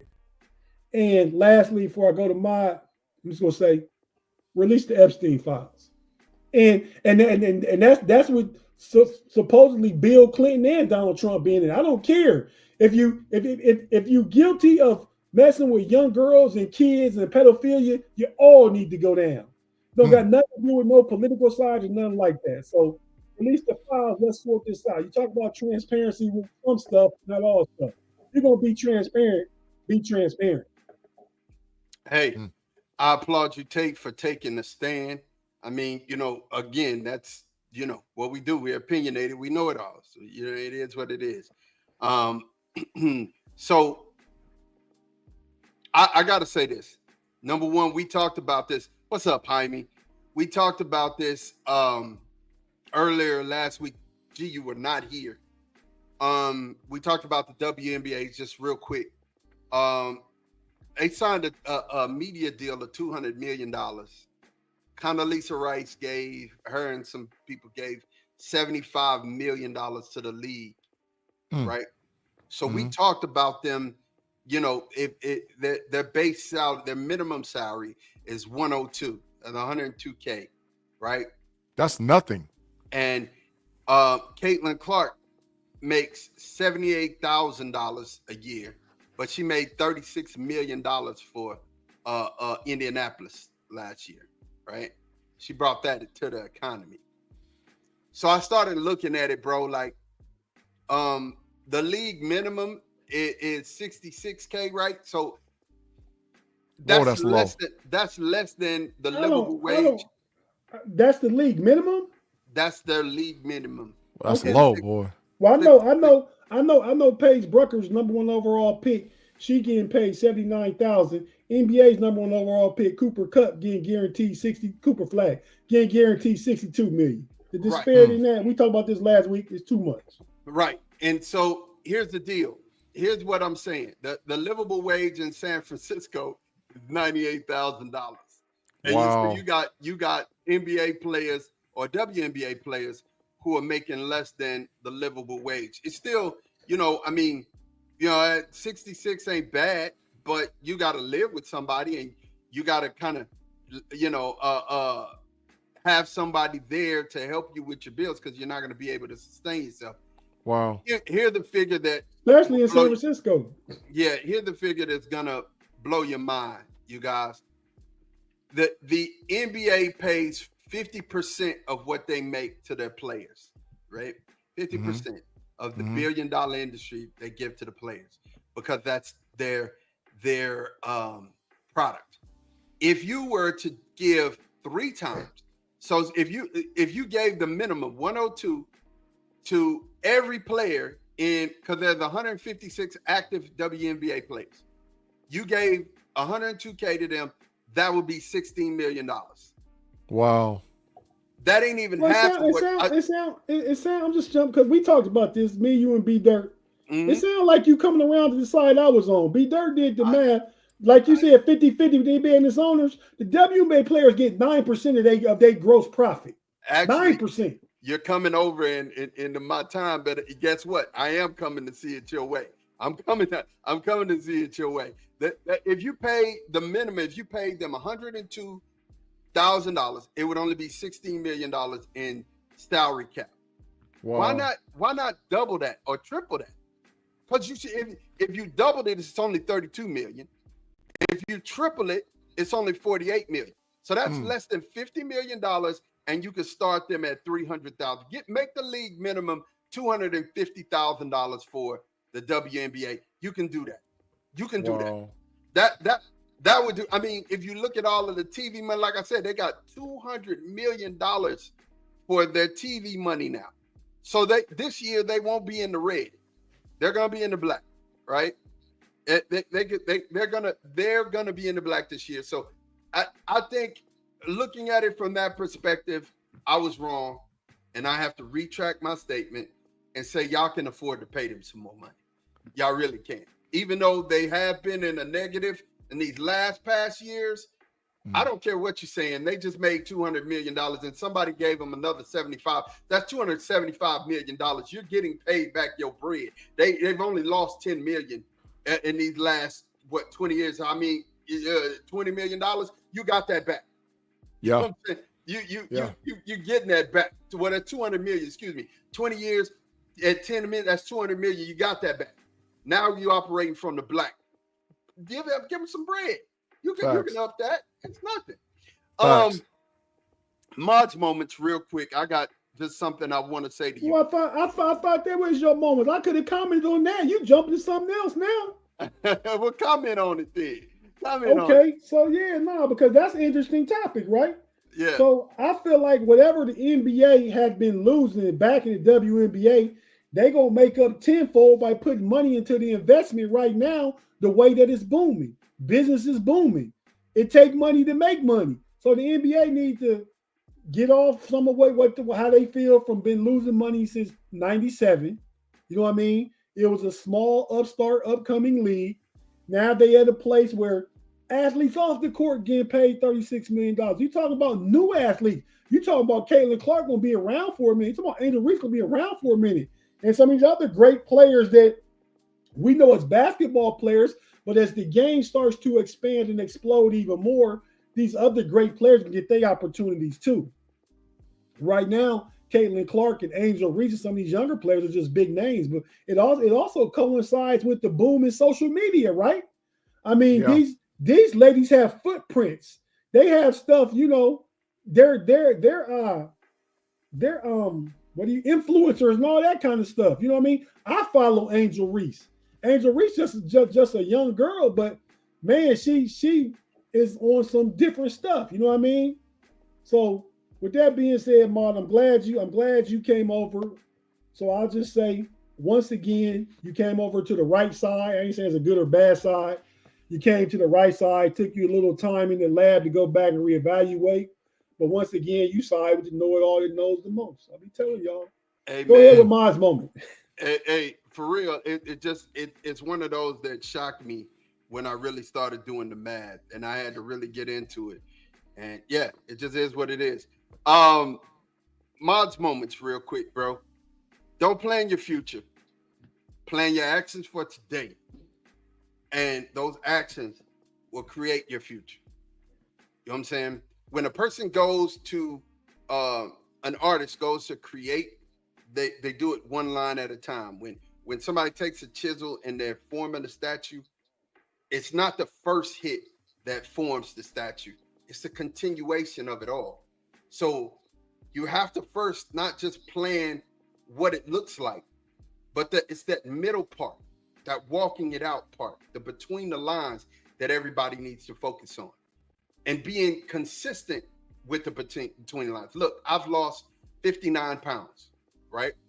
And I've got to a place where I'm plateauing, right? And my body has gotten used to what I'm eating, how I'm working out, the weights that I'm lifting, all of that, right? My body's gotten used to it. So now I have to do this thing called muscle confusion, where I have to start doing different things on different days and start doing more HIIT training, right? So I have to confuse my body and mix it up so that way I could get more off of me. This is what you got to do in life, bro. You can't be stagnant. We talked about comfort when we were talking to the young Foster earlier. You can't achieve success in your comfort zone. It's not going to happen. So what you need to do is you need to plan your actions for today, walk those out, and then tomorrow your future will be taken care of. Let me tell you something. There's a man, and I'm done after this. There's a man that started walking from South Africa. Well, first of all, he started in England, and he's walked around the whole daggone continent. and in a couple months, he'll be finished. He'll be back at his house. He'll be back at his crib in England. You know what the constant there is, you guys? He got on a boat. No, at some point. He never got on a boat. He swam. You can't walk from England to South Africa without getting on a boat. He swam. He got on the boat to rest, but he swam. He swam. Yeah. And the only reason why he had to get on the boat is because in that area in between Russia and this other area was a fight, and he didn't want to go through the war. They were having a war. Bro, he started this before the iPhone. But I mean, he started this way, like I think it's been like 12, 14 years, maybe even 20 if I'm thinking, that he's been walking, right? But the thing here, the thing that I wanted to point out is he just didn't quit. You can make it to your goal if you don't quit. It's the quitters that never ever receive what they've been working for. See, you can outlast people if you just continually keep going. And what they give up with their action of quitting, you'll be right there in line to receive. I can make it to Lima, Ohio right now if I just start walking and don't quit, right? So my whole thing here is what I'm saying to you is plan out your day. Do what you said you were going to do in that day. And in 2, 3, 4 weeks, you'll see yourself start to climb and ascend. But it's one day at a time. It's little bit by little bit, line upon line. It's the small foxes that destroy the vine. So if you really want to change your life, change your action and your motion for today. Create a good habit today, and tomorrow your body and your life will thank you for it. That's Mod's moments. He said, Austin's art say, out of curiosity, how much do you lift, by the way? Well, I don't really, I haven't like did a personal max, but I mean, I can get up 225 probably like 14 times in one setting, but I don't usually do it. I may do sets of 7 for 3, and then kind of move on from there, because right now I'm not trying to build bulk. I'm trying to, take off weight. And then, of course, the biggest muscles are in your legs. So I do a lot of dummy squats and things to build up the muscles around my knees, so that way, I can continue to get bigger. And then my core, what I'm saying? I'm working on my core, because, even though you're a heavy guy, you still got abs up under there. You just got to work them out. You know what I'm saying? So that's it, man. That's basically all I got. You guys got anything before we get out of here? No, Tate? sir. I just want to say one of Tim's comments about deportation. It wasn't done then with the same type of visceralness and hatred and racism that it's done with now. I'll say that part. Yeah, man. All right, so you guys, you will see us again next week. Same bat time, same bat channel. It's good having our road dog Big-G back with us. You know, and we finna get out of here. We will holler at you guys next week. Peace.